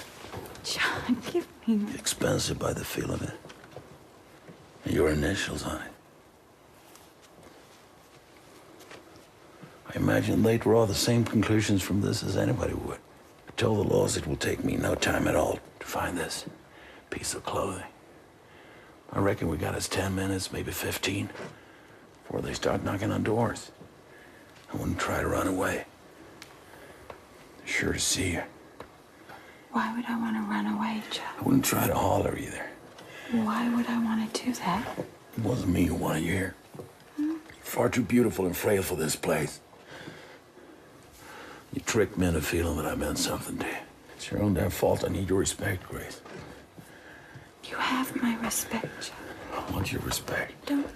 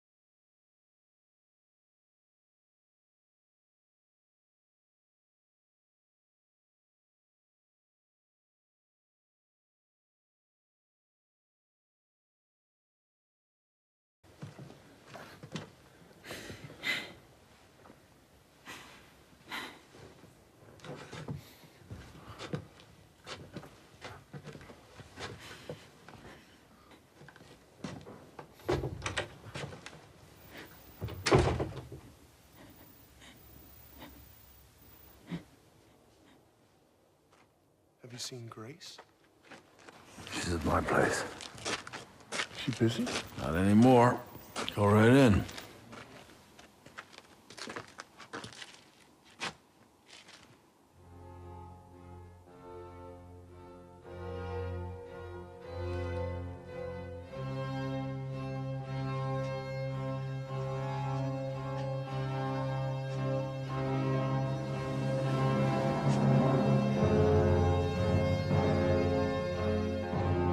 Yet again, Grace had made a miraculous escape from her pursuers with the aid of the people of Dogville. Everyone had covered up for her, including Chuck, who had to admit that it was probably Tom's hat he'd mistakenly considered so suspicious.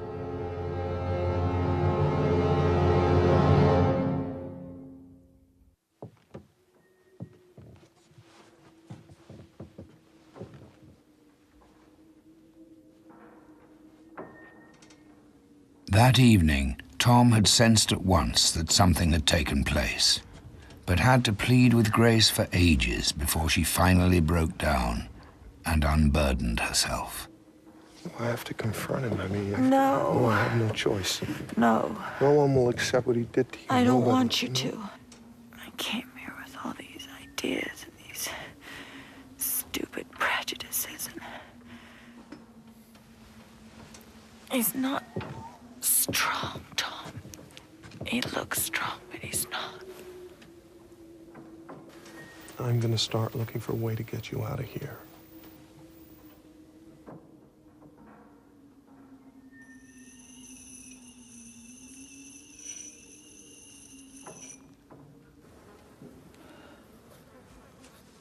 The end of the summer had come, and in Elm Street, the second clutch of Dogville's scatty squirrels scooted in and out of the legs of children and grown-ups alike, searching in vain for Elm Street's non-existent elms. The heat had turned the soil among the gooseberry bushes to stone. But Grace did not complain. She threw herself into her work, happy that it was something you could actually grasp between your fingers. Hey, Liz. Hey, Vera. Better watch out, Grace. Vera's got it in for you today. What are you talking about? Maybe you thought he wouldn't tell me. Who? You hit Jason. I did. How could you do such a thing? I know. It sounds implausible, but he was asking for it. It's true, Vera. He's always asking for it. I should have done it myself a long time ago. Liz. Oh, it's your fault the way you spoiled him. I know how much you love him, Vera. So do I. It won't happen again. It really won't. No, I know it won't, because I'll never leave them with you again. That'd be far too dangerous for any child of mine. I've been tired. Well, maybe you should see about sleeping at night like most folks do. Sleeping at night? Martha saw a certain Tom Edison, Jr., sneak out of her shed early this morning.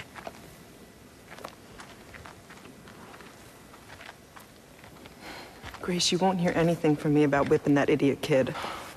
And I'm also grateful for you for turning Tom's wandering eye away from my skirts, but on the other hand, I expected more from you than that.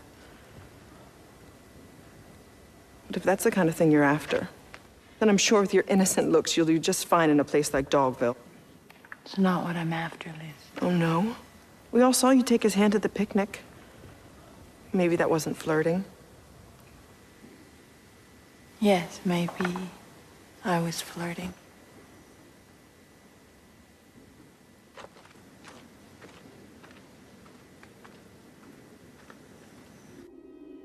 Next day, the weather changed. The fog came rolling down from the mountains. And although there were no sunsets to be seen, McKay thought it best that she sat by him anyway. She had sat by Jack McKay so many times now, but Jack had not got better at judging the distance between them. On the contrary, where fingers alone had previously brushed her young flesh, now it was a hand that remained in place throughout the allotted span. The hours in the orchard were long now, for the harvest was underway. And Grace had long since given up arguing with Chuck's perception that respect for cultivation, harvest, and fruit could be directly measured in provision of carnality. Though reluctant to leave Grace alone, Tom wandered around quite often now, lost in thought as he tried to crack the problem of possible escape. And as Grace's wages no longer found their way to her purse, he had stepped in, and together they had triumphantly picked up the last of the 7 figurines from Ma Ginger's window.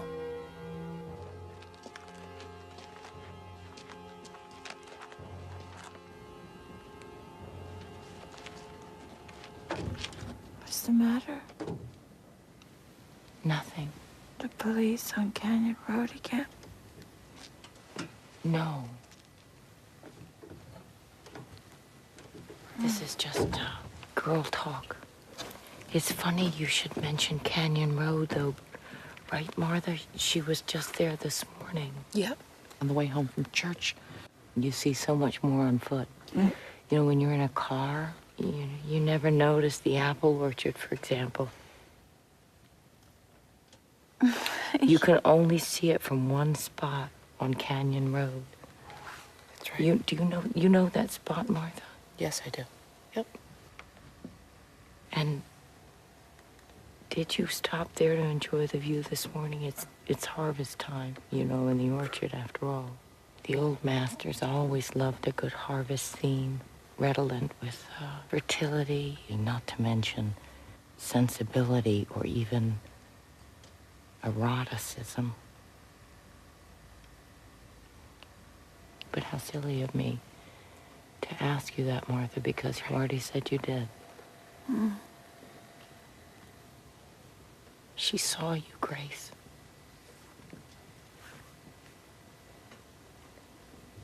She saw you. Behind this pile of broken limbs. With Chuck. You said it wasn't the first time you'd made advances towards him. He never told me before because he wanted to spare my feelings. He's a withdrawn and primitive man. But at heart, he's royal. And he's good. What you want with my husband. I don't want anything with your husband or anybody. What about Tom and the hand-holding at the picnic? That's different. I like Tom. But you don't like Chuck. Liz and Martha are behind me. When I tell you I'm going to have to teach you a lesson. I believe in education.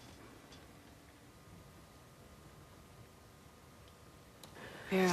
No, I believe smashing them is less a crime than making them. Vera, remember how I taught your children? What? Remember how happy you were when I taught your children about the doctrine of Stoicism and they finally understood it. All right, for that I'm going to be lenient. I am going to break 2 of your figurines first. And if you can demonstrate your knowledge of the doctrine of Stoicism by holding back your tears, I'll stop. Have you got that?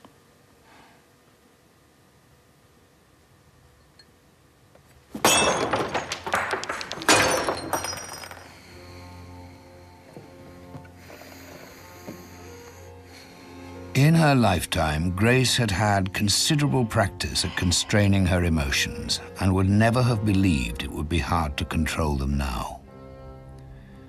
But as the porcelain pulverized on the floor, it was as if it were human tissue disintegrating. The figurines were the offspring of the meeting between the township and her. They were the proof that in spite of everything, her suffering had created something of value. Grace could no longer cope. For the first time since her childhood, she wept.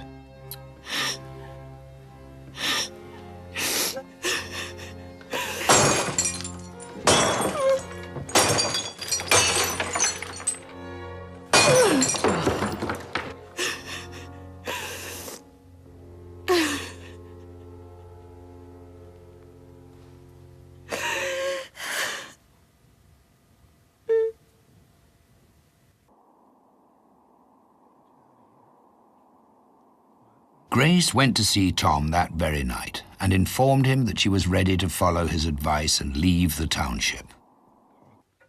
And since Tom had just made up his mind that a third party would be needed to ensure the success of an escape, they agreed that Ben possessed the greatest potential. But it was a case where money was required, Tom concluded, and estimated that considering the times and all, $10 would suffice for Ben and his truck. Well, we don't have $10. No, we borrow it. From whom? From Dad. He has more than that in the medicine closet. I'll talk to him in the morning, arrange a loan. But you have a word with Ben. It's the end of the week. He's bound to be flat broke. Tell your father that I will pay him back. Of course.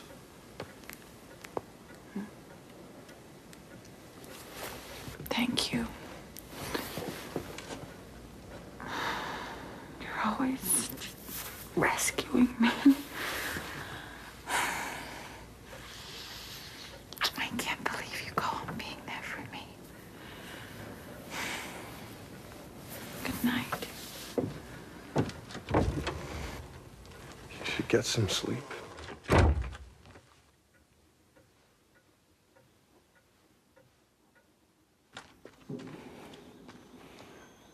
Grace went to see Ben next morning.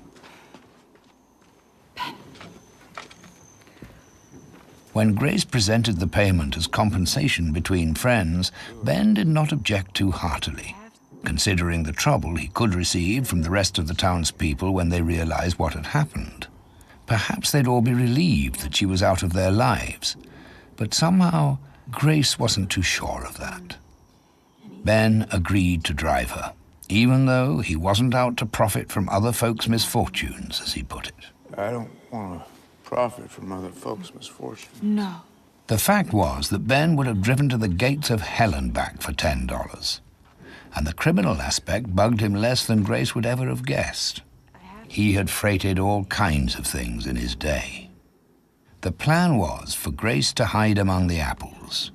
Knowing the exact time to harvest is the greatest art of all, Chuck had said. And the time had come for the apples and for Grace. Grace, where you been? If I'd have displayed the same indifference to the timing of my chores, I'd be in for a whipping. Now get a move on. I'm sorry, Olivia. I had to talk to Ben about something. June is near to bursting. She can't use a pot on her own, as you well know. It ain't fitting to toy with her just 'cause she crippled and can't help herself. The evening before the escape, Tom tactically thought it best not to press his desires of the flesh too hard upon Grace. And instead, he adopted a more sensitive approach. There's a right and a wrong time to plant seeds. You can't plant seeds in the winter. It's true. But I love you. I know. And you love me. And we will meet again in love and in freedom. Absolutely. I shouldn't be ashamed wanting you, should I? There's nothing to be ashamed of. No. No. No, it's lovely. It's lovely that we want each other. But not this way. No. It's not right.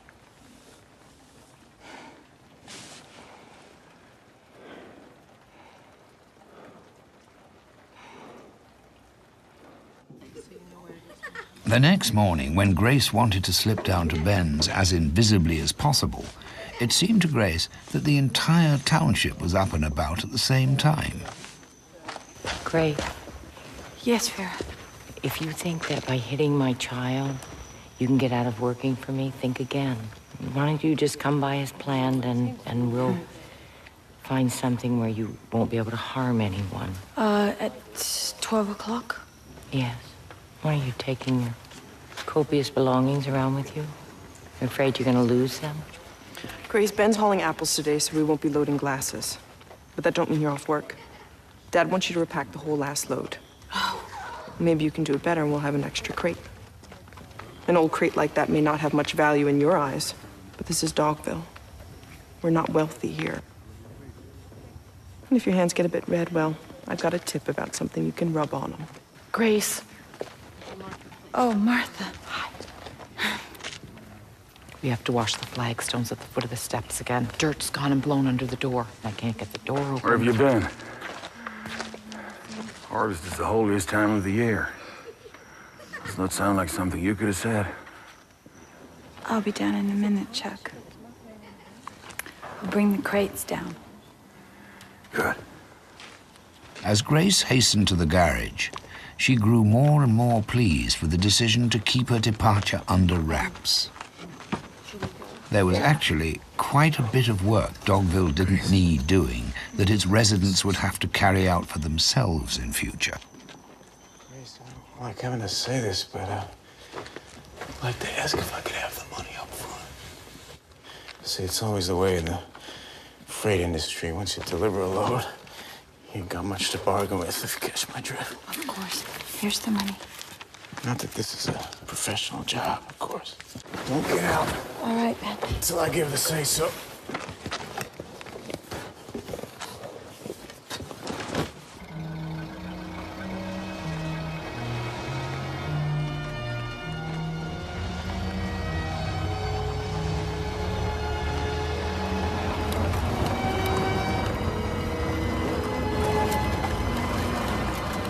Canyon roads snaked down the valley and away, and Grace went too. And with every bend, the township and its noises faded ever more mercifully behind her.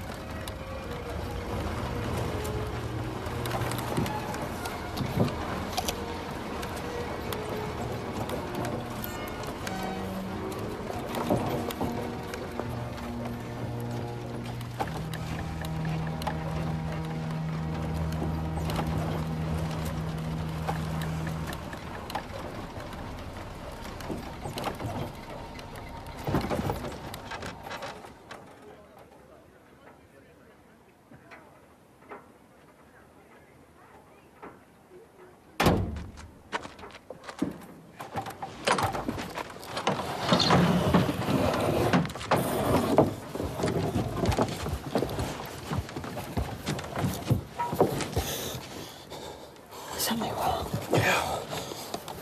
There are a lot of police up ahead. I wasn't expecting that. It's more dangerous than I thought. We'll have to go back. Back?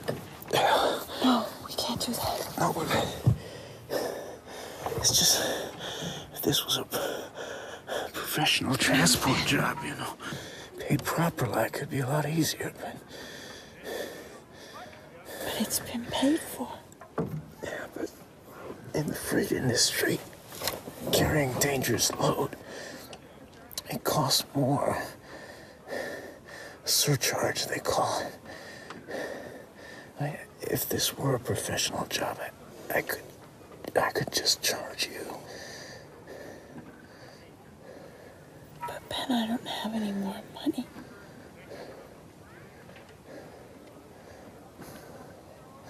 Well, that's no good then.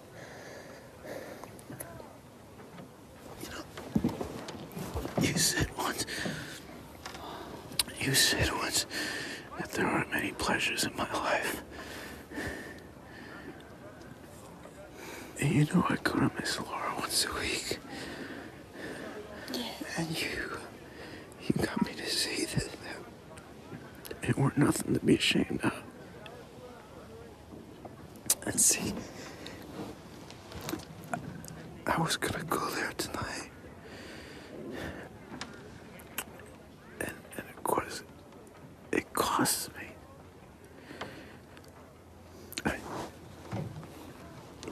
Not as much as a surcharge for dangerous goods, but still.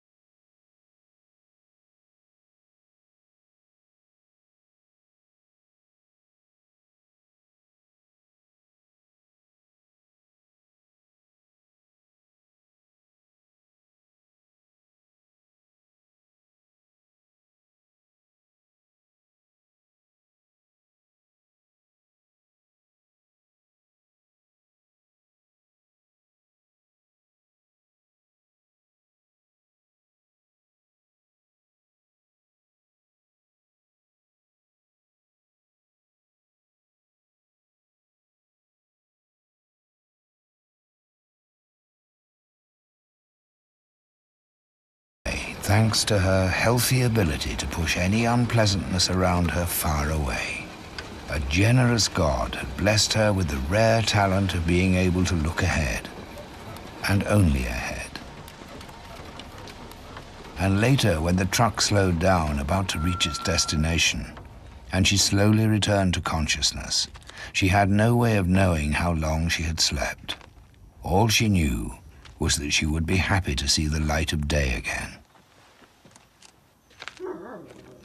And then she heard the dog.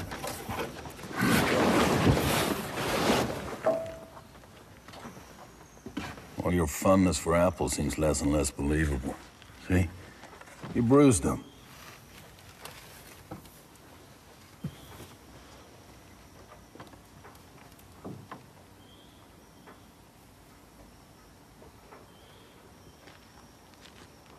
We had a meeting last night at the mission house. I said you might be gonna try to run away. So when I discovered you'd hidden yourself away on my truck, I didn't have no choice but to bring you back to Dogville. The freight industry, we can't take sides.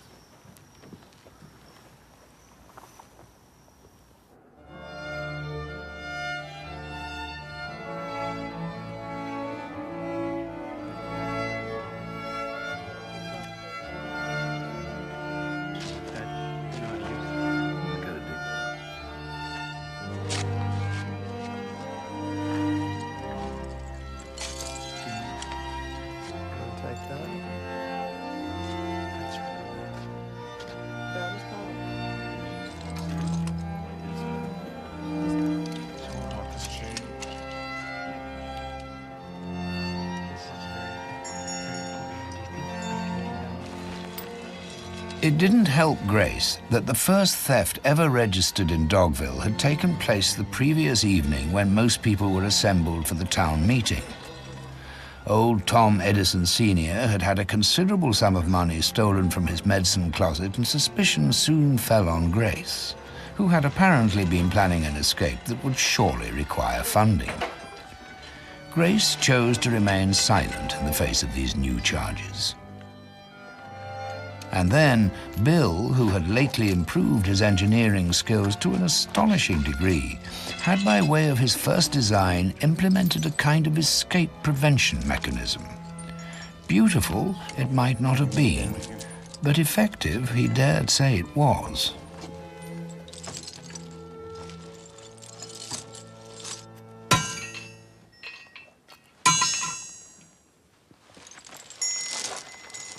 Grace, we don't like having to do this. We don't have much of a choice if we're to protect our community. Would you mind moving? Try moving.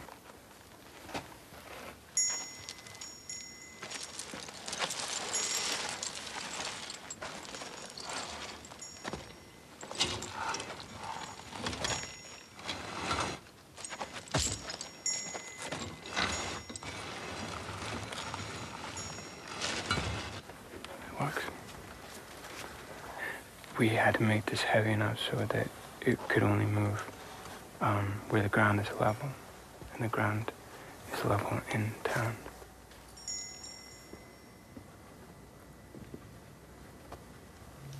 May I go now?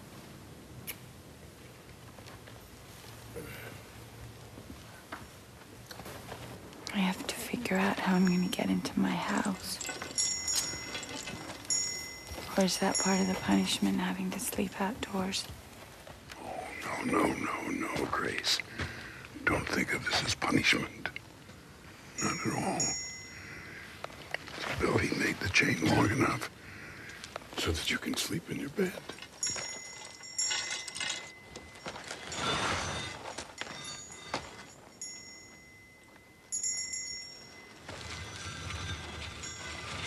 Grace, 6 o'clock.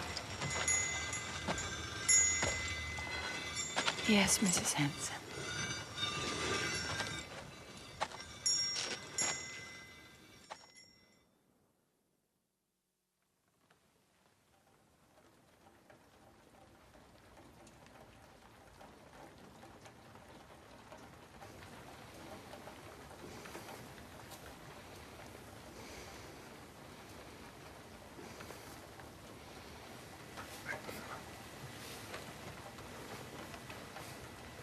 I couldn't run the risk of Dad turning me down. But they think it was me that took the money. Because I told him so. You did what? First they suspected me, but then I convinced them that it was you since you were the one using the medicine closet. Why?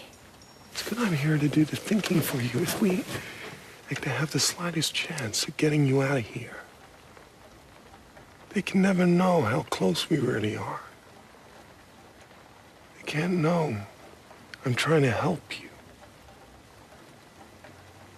If they knew it was me that took the money, I wouldn't be here talking to you now. Please don't disappear, Tom.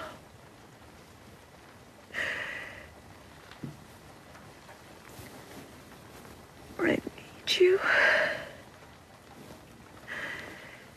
I'll break this one with some thinking.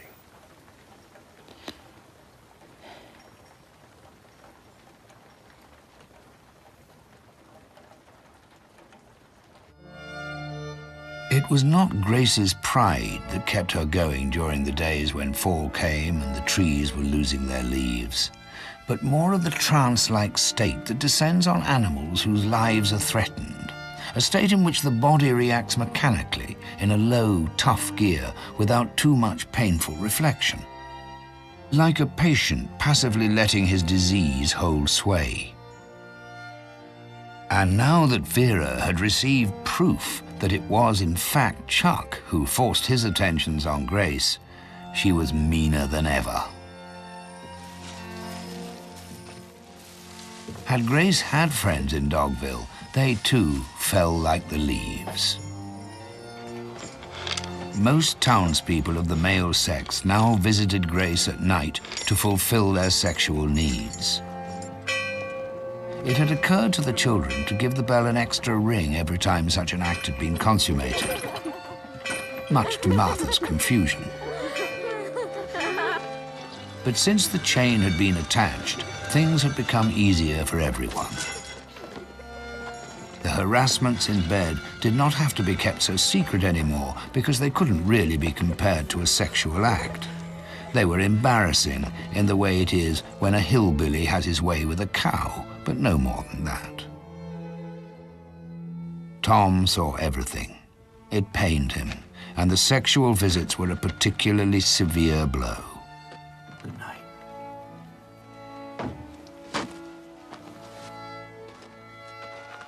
But he supported her as best he could, the way a spider supports when it has been tangled in its own web by the wind. Tom.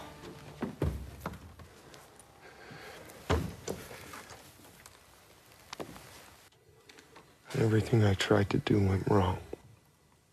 I can't come up with the answer I was looking for. Oh, you'll come up with it, you'll see. You're very clever. I provoked them. I wouldn't worry about it.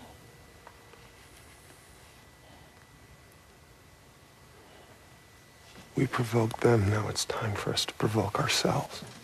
What do you mean? I mean, by showing them some trust.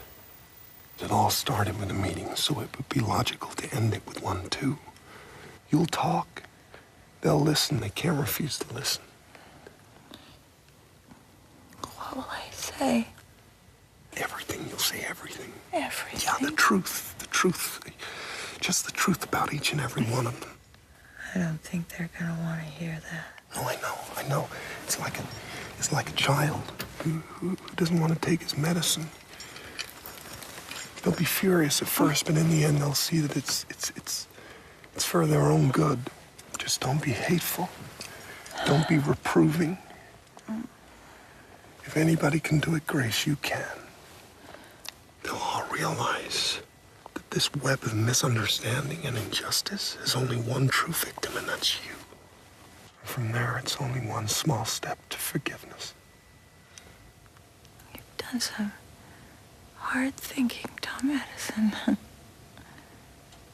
sure it's an excellent plan. I'm sure.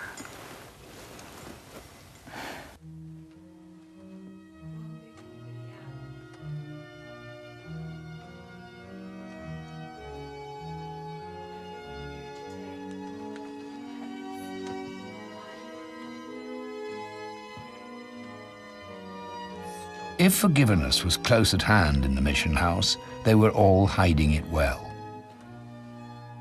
It hadn't been easy for Tom to get them there.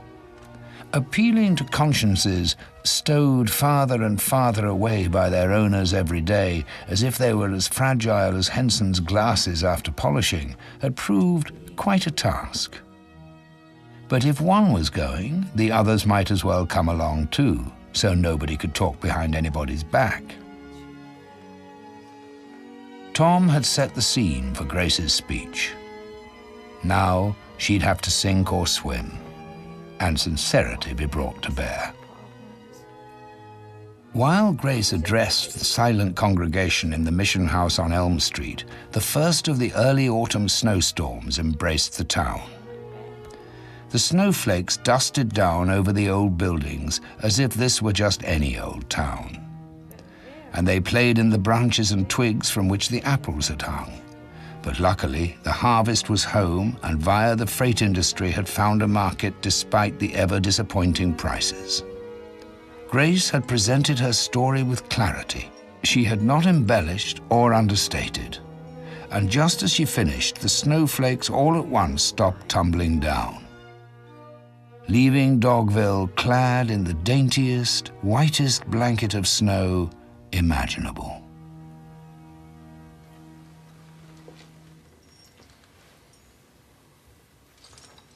I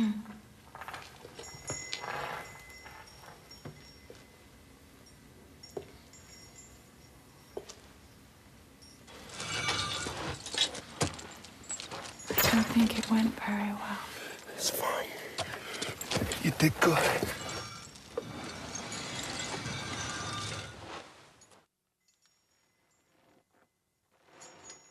The snow had come early, perhaps too early. A misplaced augury of conciliation? Tom looked around, worried. Vera's teeth were clenched. She was the first to speak. Copious lies. Just lies. Yes, Tom. Certainly doesn't accord with the perception that I have of this town and its residents. I'm a doctor, damn it. I'm capable of determining if I'm sick or not. What do you have to say for yourself, Tom? I mean, maybe it's time you picked sides. Are you for us or against us? This is right. You've been far too indulgent with Tom. Tom, I gotta tell you, even I have trouble defending that girl. With your help, which I prefer to think was accidental, Tom, she's been managed to spread bitterness and trouble throughout this whole town. She has to go. How do we get rid of her, Tom? So how do we do it, Tom? I agree, Tom. You brought her in here. You have to figure out how to get her out. Without her lies and accusations spreading. I asked you here to listen. You only came to defend yourselves. I'm sorry. It's quite a blow to me to see all of my friends act this way. So uncivilized.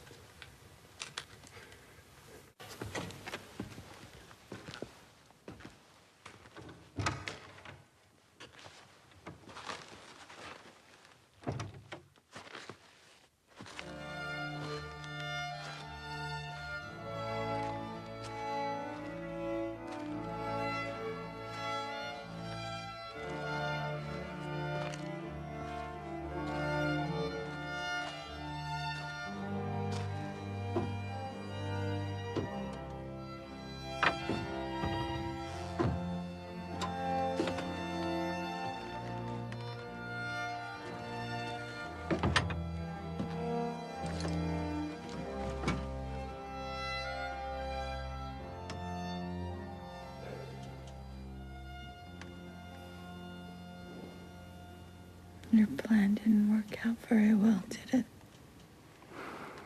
You'll think of another one. No. No more plans, I promise.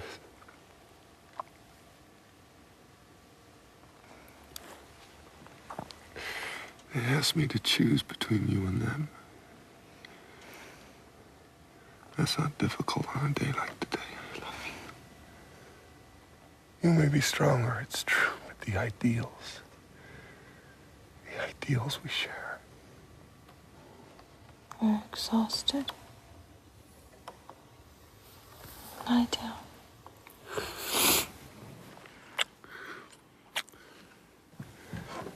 I've chosen Grace. I've chosen you.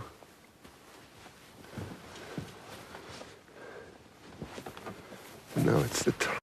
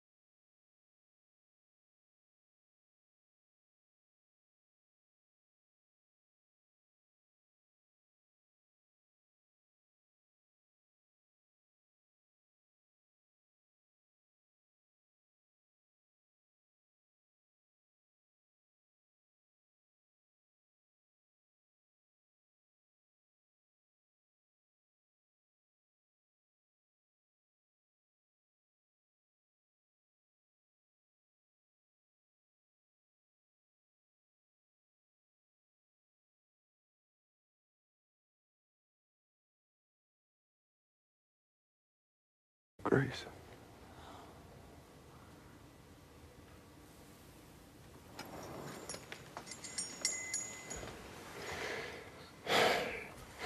I just rejected everybody I've ever known in your favor. Wouldn't it be worth compromising just one of your ideals, just a little, to ease my pain? Everybody in this town's had your body but me. We're the ones supposed to be in love. My darling Tom. You can have me if you want me. Just do what the others do. Threaten me. Tell me that you'll turn me into the law, to the gangsters, and I promise you, you can take whatever it is you want from me. I trust you. But maybe you don't trust yourself. Perhaps you've been tempted. You've been tempted to join the others and force me. Perhaps that's why you're so upset. All I've ever tried to do is help you. I'm just asking if you're afraid you could be so human. No, I'm not afraid of that. Not in the least. Good.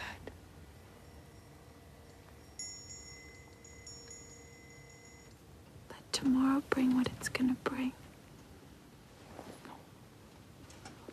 It's not a crime to doubt yourself, Tom. But it's wonderful that you don't. I can't find the rest.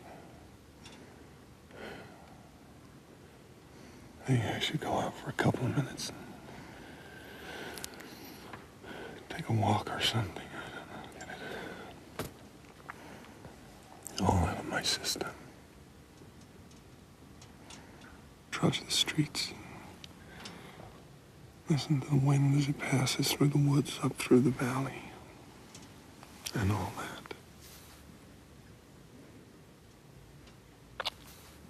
You go to sleep, though. You go to sleep. And I'll be back very soon.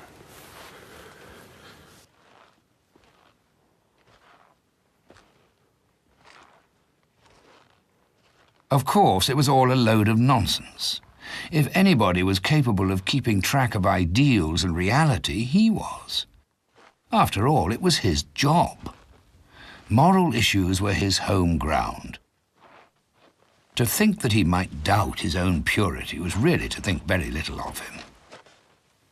Tom was angry. And And in the midst of it all, he discovered why. It was not because he'd been wrongly accused, but because the charges were true. His anger consisted of a most unpleasant feeling of being found out.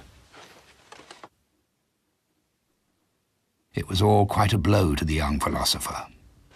And, realistically enough, he thought that if the doubt was already present, it could grow. Perhaps so great that one day it would prove detrimental to his entire moral mission. Tom stopped. He almost began to shake when the threat to his career as a writer dawned upon him. It didn't take him long to agree with himself that the risk was too great to run. The danger Grace was to the town, she was also to him. Tom did not like it, and he was man enough to take action to prevent it. Fortunately, Tom was as conscientious as regards his future profession as he was practical. He allowed sincerity and ideals plenty of room in his life without getting sentimental about it, as he would put it. Throwing away a document that might be of significance to Tom, and with him future generations of readers, as the basis of a novel or indeed a trilogy, was not an act he was so stupid to commit. Although he had to admit that in a moment of weakness he might have said he would. Before returning to the meeting that night, Tom opened the little drawer he had opened the night of Grace's arrival, and found it still there, the card from the gangster in the car.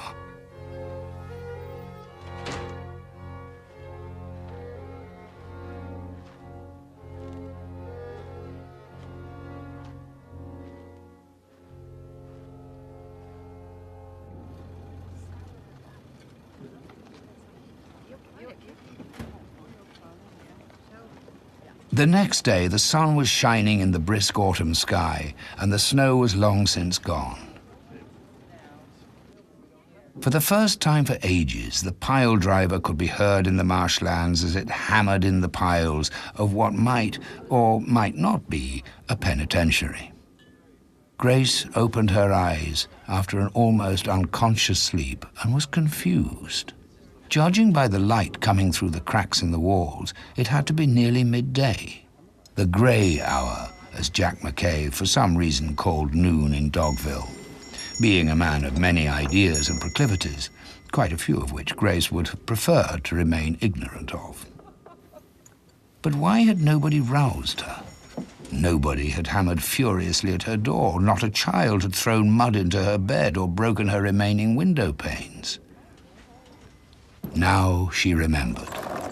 She recalled the meeting the previous day, and puzzled still more. Why had she not been confronted with the outcome of that meeting, or even killed?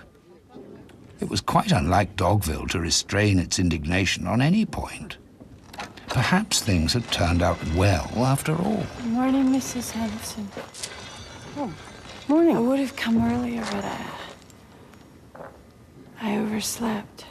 Oh, never mind. Liz put her back into it this morning. We thought some time off would be good for you. That was quite a speech you made yesterday. Gave us all something to think about.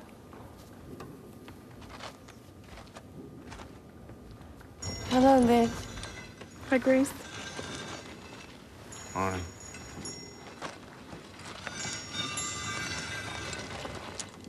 I overslept. Morning, Miss Grace. Good morning. How you this morning? I overslept. Oh, that's all right.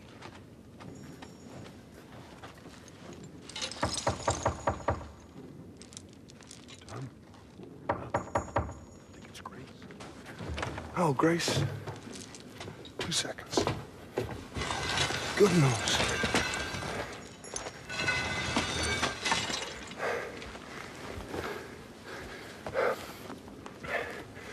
I went back to the meeting last night.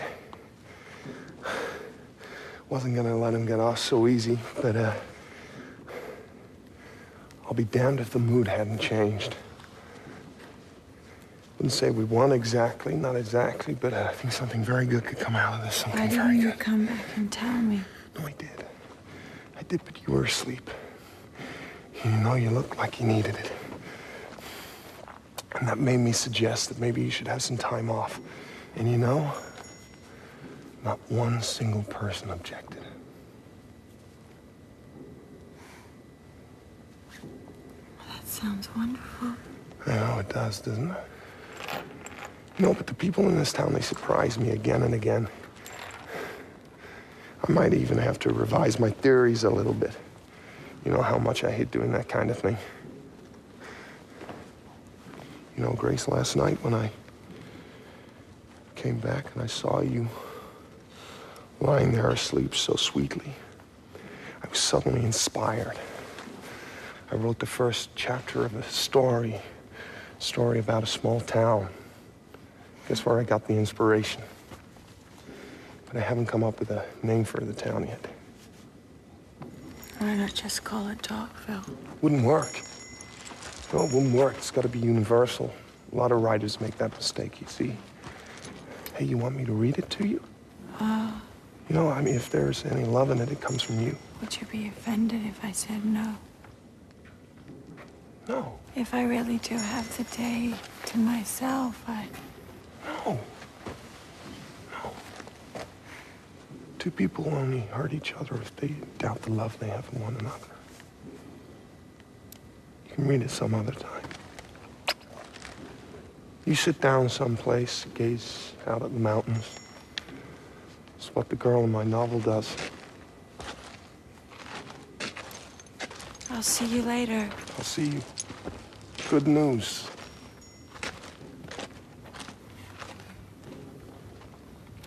Sensibly, Grace chose to hope for the best rather than fear the worst, and planned to spend the day calmly washing her clothes and herself, which for some reason or another she was sure none of the characters from Tom's fictitious township would dream of doing.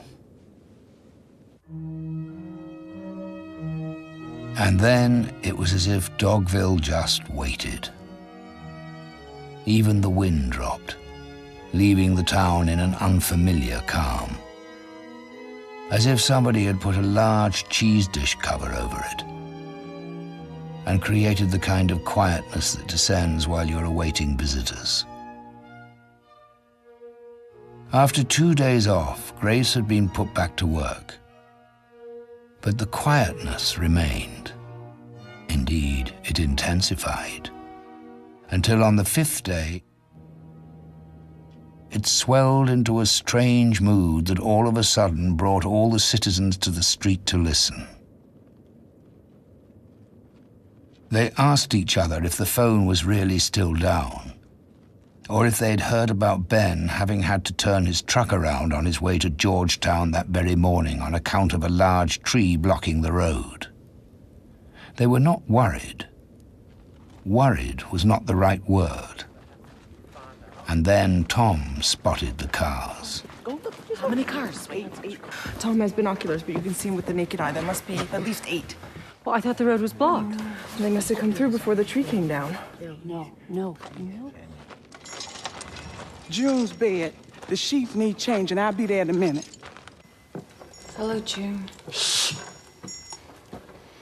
Grace had just started on the bed, which June had soiled yet again, when an irritating feeling of wasting her time forced itself upon her. And it was without thinking, she then said the words, Nobody gonna sleep here.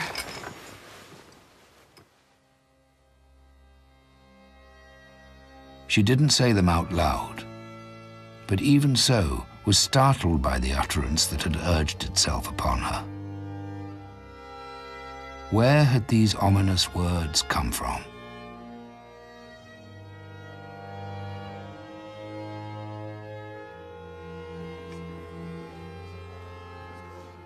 Darkness was falling as Grace made her way home from work that evening. The people on the square overlooking the valley had finally given up hope of seeing anything else now the light had faded. They trudged up Elm Street in disappointment.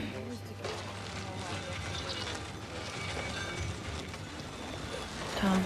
Oh, Grace, there were some cars, but too dark. We can't see anymore.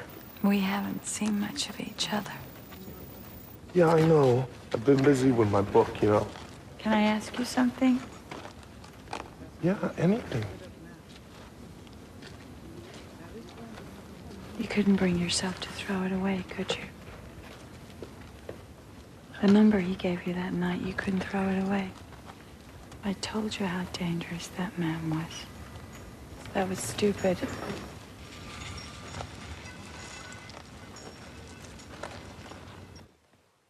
Stupid or not, Tom was soon a passionate spokesman for locking Grace in her shed that night. If the vehicles were indeed a sign that the call Tom had placed 5 days earlier on behalf of the community to the number indicated on the card from his bureau drawer had at last led to action, and Grace was now to be eliminated from their lives, it would surely look good if the town had also locked her up. Grace was lying on the bed when Jason was sent up with the key. Grace heard it turn in the lock, but she was deeply absorbed by arguments and thoughts on matters she had otherwise avoided for the best part of a year now.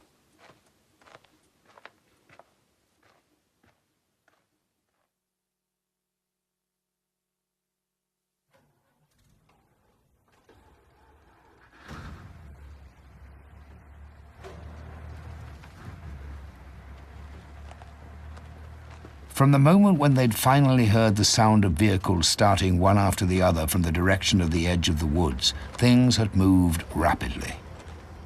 Tom had arranged a delegation to provide a proper reception. Dogville might be off the beaten track, but it was hospitable nonetheless.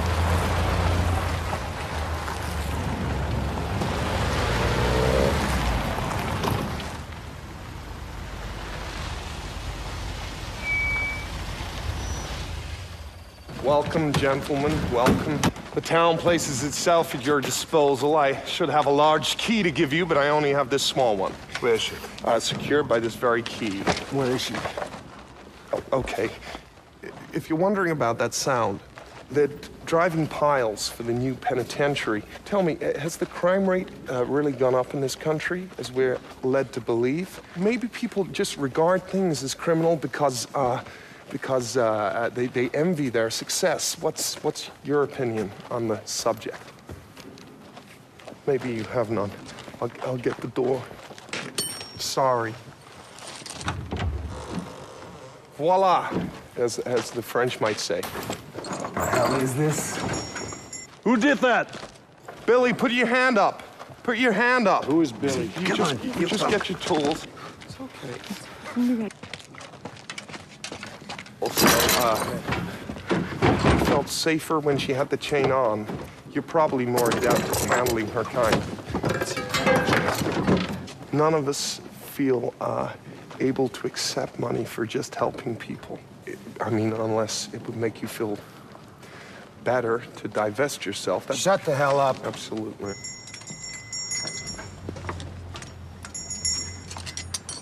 Grace was no expert in exclusive automobiles, yet she recognized with no difficulty the sound of the vehicle that was rounding the corner from Canyon Road at that very moment.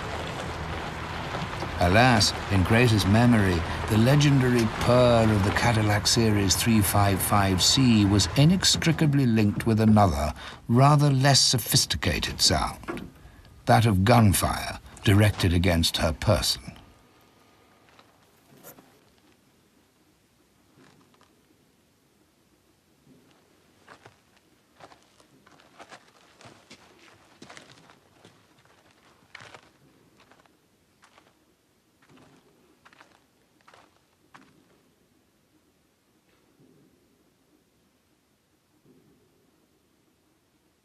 Don't.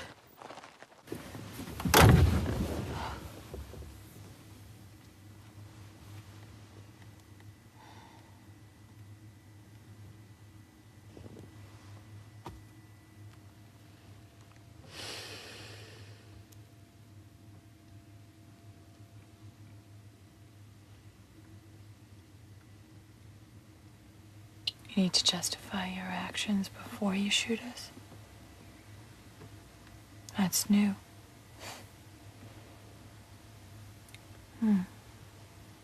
That could be interpreted as weakness, Daddy. I'm disappointed in you. I wouldn't shoot anybody. You shot at me before. Yes. Yes, I regret that. You ran away. But shooting at you certainly didn't help matters. Of course not. You're far, far too stubborn. If you didn't want to kill me, then why did you come? Our last conversation, the one in which you told me what it was you didn't like about me, never really concluded. As you ran away, I should be allowed to tell you what I don't like about you. That, I believe, would be a rule of polite conversation, no? That's why you showed up. And you call me stubborn? You're sure you're not here to force me to go back and become like you? If I thought there was a chance of forcing you, but of course that would never happen. You're more than welcome to return home and become my daughter again anytime. And I would even begin to share my power and responsibility with you if you did. Not that you care. So what is it? What is it? The thing that you don't like about me? It was a word you used that provoked me. You called me arrogant.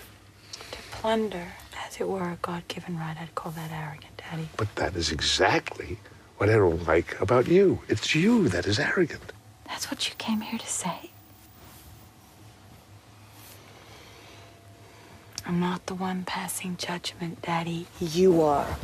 No.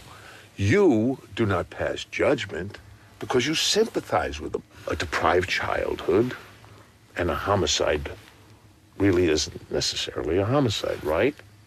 The only thing you can blame is circumstances.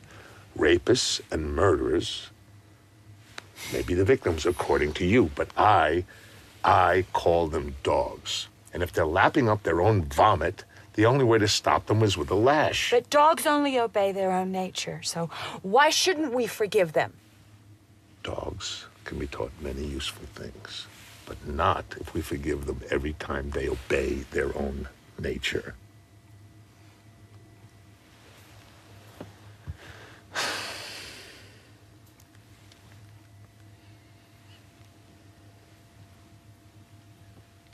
So I'm arrogant.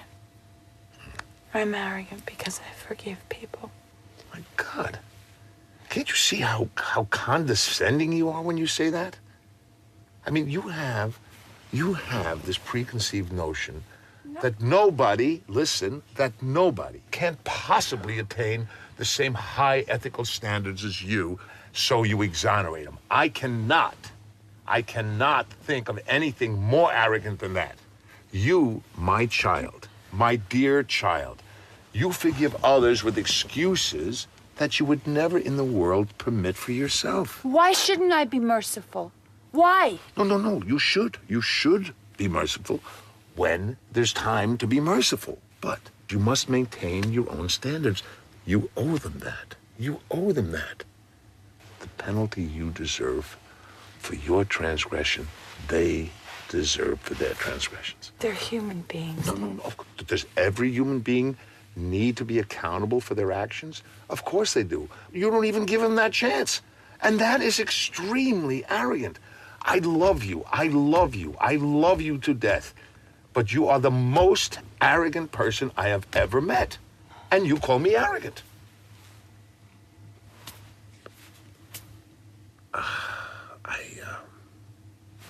I have no more to say. You're arrogant. I'm arrogant. You've said it. Now you can leave. And, not my daughter, I suppose.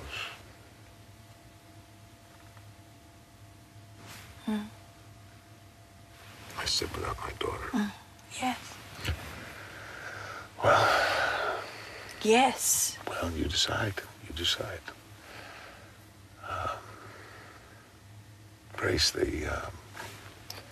They say you're having some trouble here. No. No more trouble than back home. I'm going to give you a little time to think about this. Perhaps you'll change your mind. I won't. Listen, my love. Power is not so bad. I am sure that you can find a way to make use of it in your own fashion. Take a walk, think about it. The people who live here are doing their best under very hard circumstances. If you say so, Grace. But, is their best really good enough? I do love you.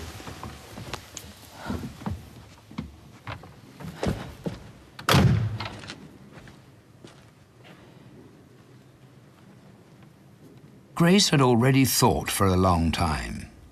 She had known that if she were not shot when the gangsters arrived, she would be faced with her father's suggestion that she return to become a conspirator with him and his gang of thugs and felons, and she did not need any walk to reconsider her response to that.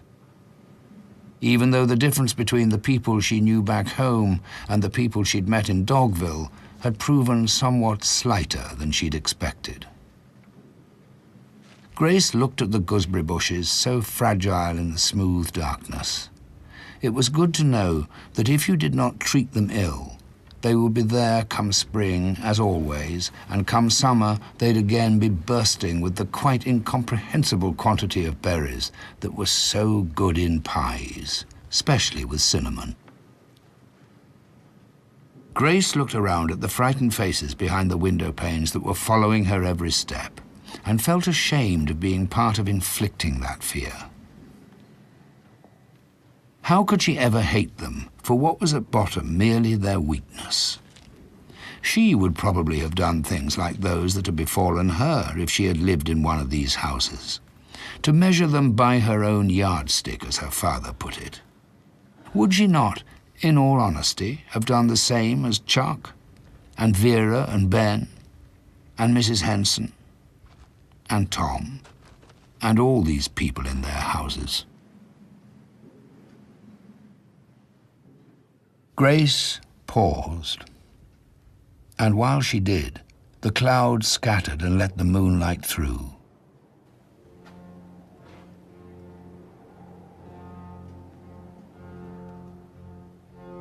And Dogville underwent another of those little changes of light.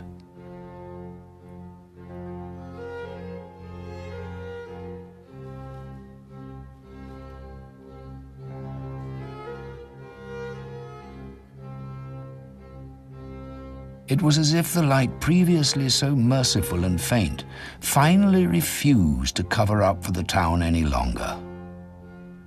Suddenly, you could no longer imagine a berry that would appear one day on a gooseberry bush, but only see the thorn that was there right now. The light now penetrated every unevenness and flaw in the buildings, and in the people.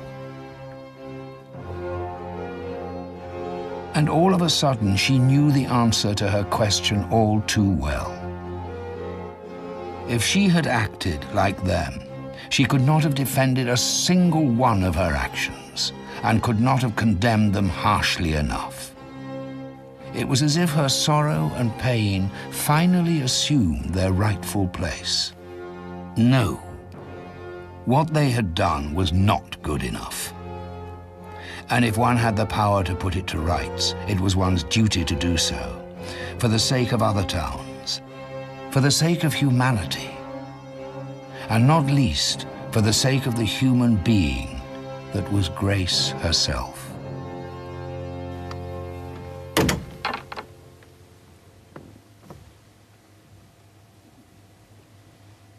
If I went back and became your daughter again, when would I be given the power you're talking about?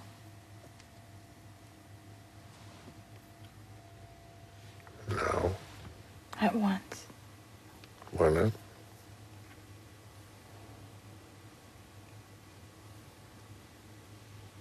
So that would mean that I would also take on the immediate responsibility at once. Like be a part of the problem solving. Like the problem of Dogville.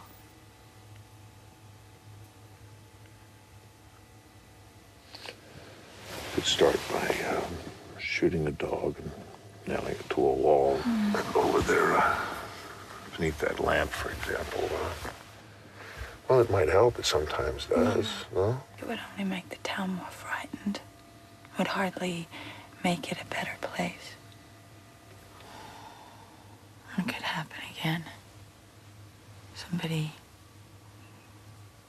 happening by, revealing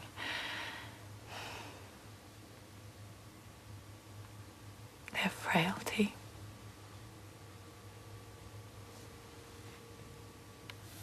That's what I want to use the power for, if you don't mind. I want to make this world a little better. Yeah. The damn kid won't shut up. Says he wants to talk to you, miss. Can we just shoot him now? Let me talk to him.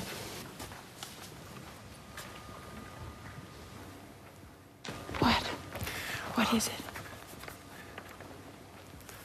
A man can't really be blamed for being scared now, can he?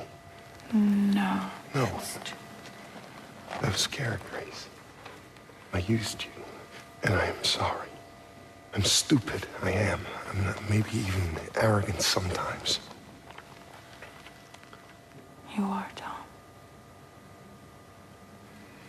Although using people is not very charming, I think you have to agree that this specific illustration has surpassed all expectations. It says so much about being human. It's been painful, but I think you also have to agree it's been edifying, wouldn't you say? Not now, Tom. Not now.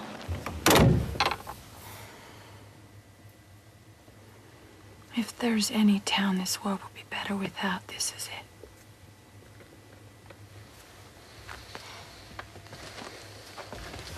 Yes.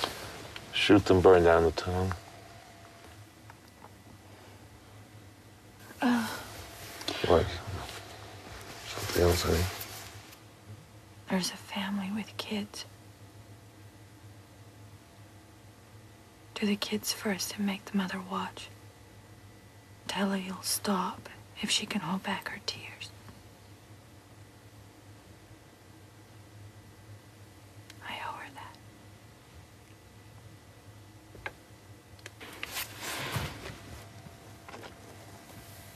I'm afraid she cries a little too easily. We'd better get you out of here. I'm afraid you've learned far too much already.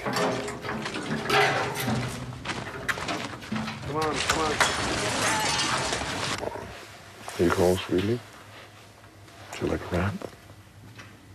I'm fine. You want the curtains opened? You don't need them anymore. What do you think?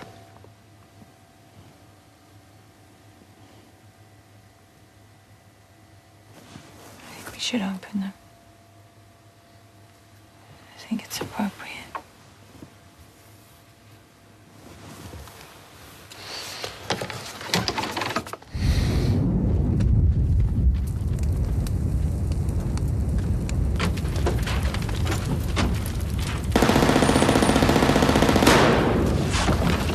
No.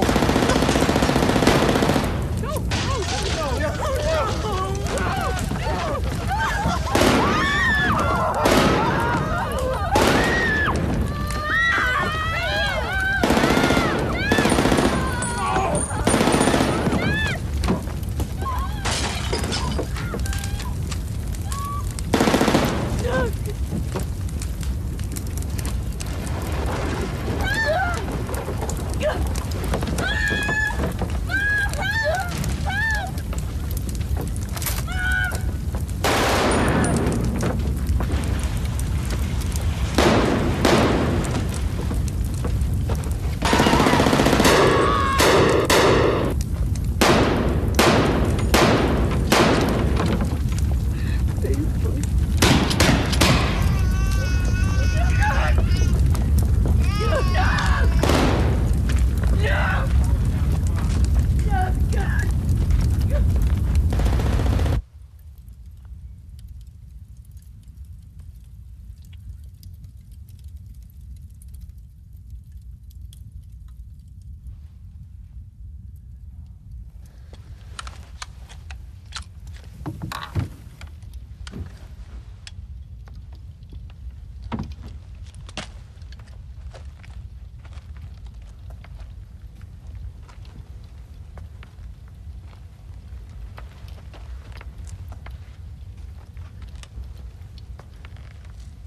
Bingo, Grace.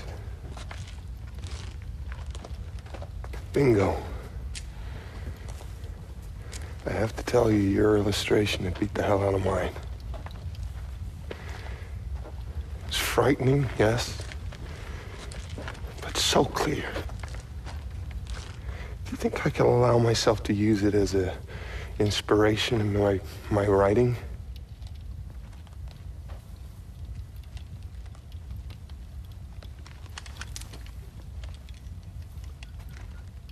Goodbye, Tom.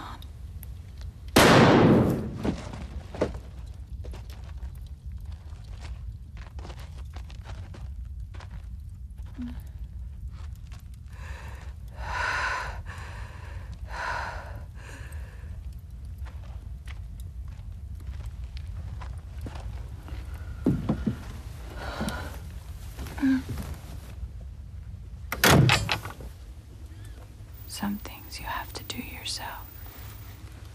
Really?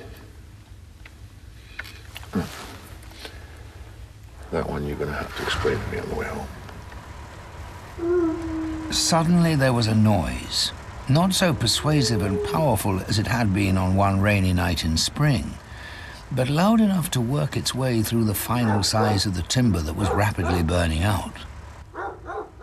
It came again. Everyone heard it. Grace was the first to recognize it. That's Moses. "That's Moses," she said, and jumped out of the car. She quickly covered the distance to the dog pen through what, now the buildings were gone, could scarcely be called a street, and certainly not Elm Street, as there wasn't a tree left on Dogville's little mountain ledge, let alone an elm. It was Moses. His survival was astonishing, a miracle. No, just let him be. They will have spotted the flames in Georgetown by now. Someone will come and find him.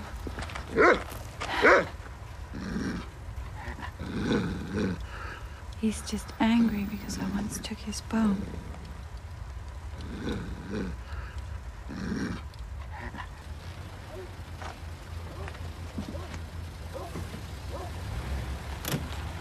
Whether Grace left Dogville, or on the contrary, Dogville had left her, and the world in general, is a question of a more artful nature that few would benefit from by asking, and even fewer by providing an answer. And nor, indeed, will it be answered here.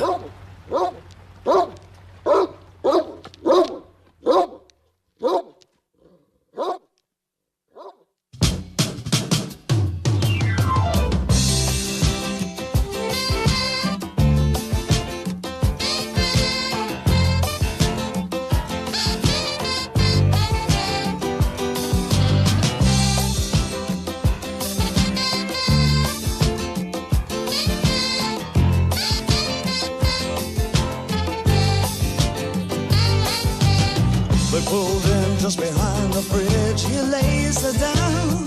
He frowns. Gee, my life's a funny thing. Am I still too young?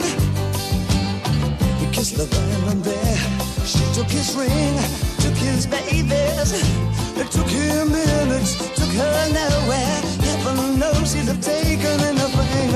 All night. She wants a young American. She wants the young American all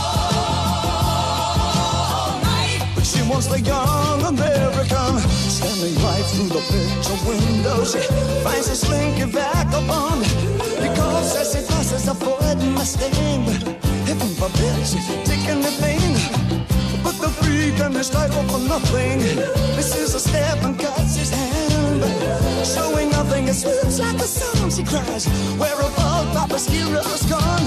All night. She wants a young American. Young American. Young American. She wants the young American. All night. Well, she wants the young American. All the way from Washington. Her breadwinner begs off the bathroom floor. We live for just these 20 years till we have to die for the 50 more. And all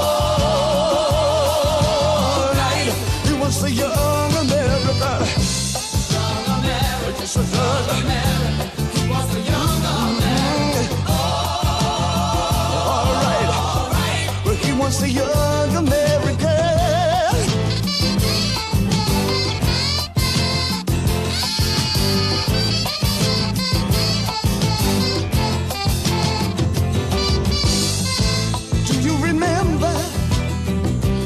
President Nixon, do you remember the bills you have to pay, or even yesterday?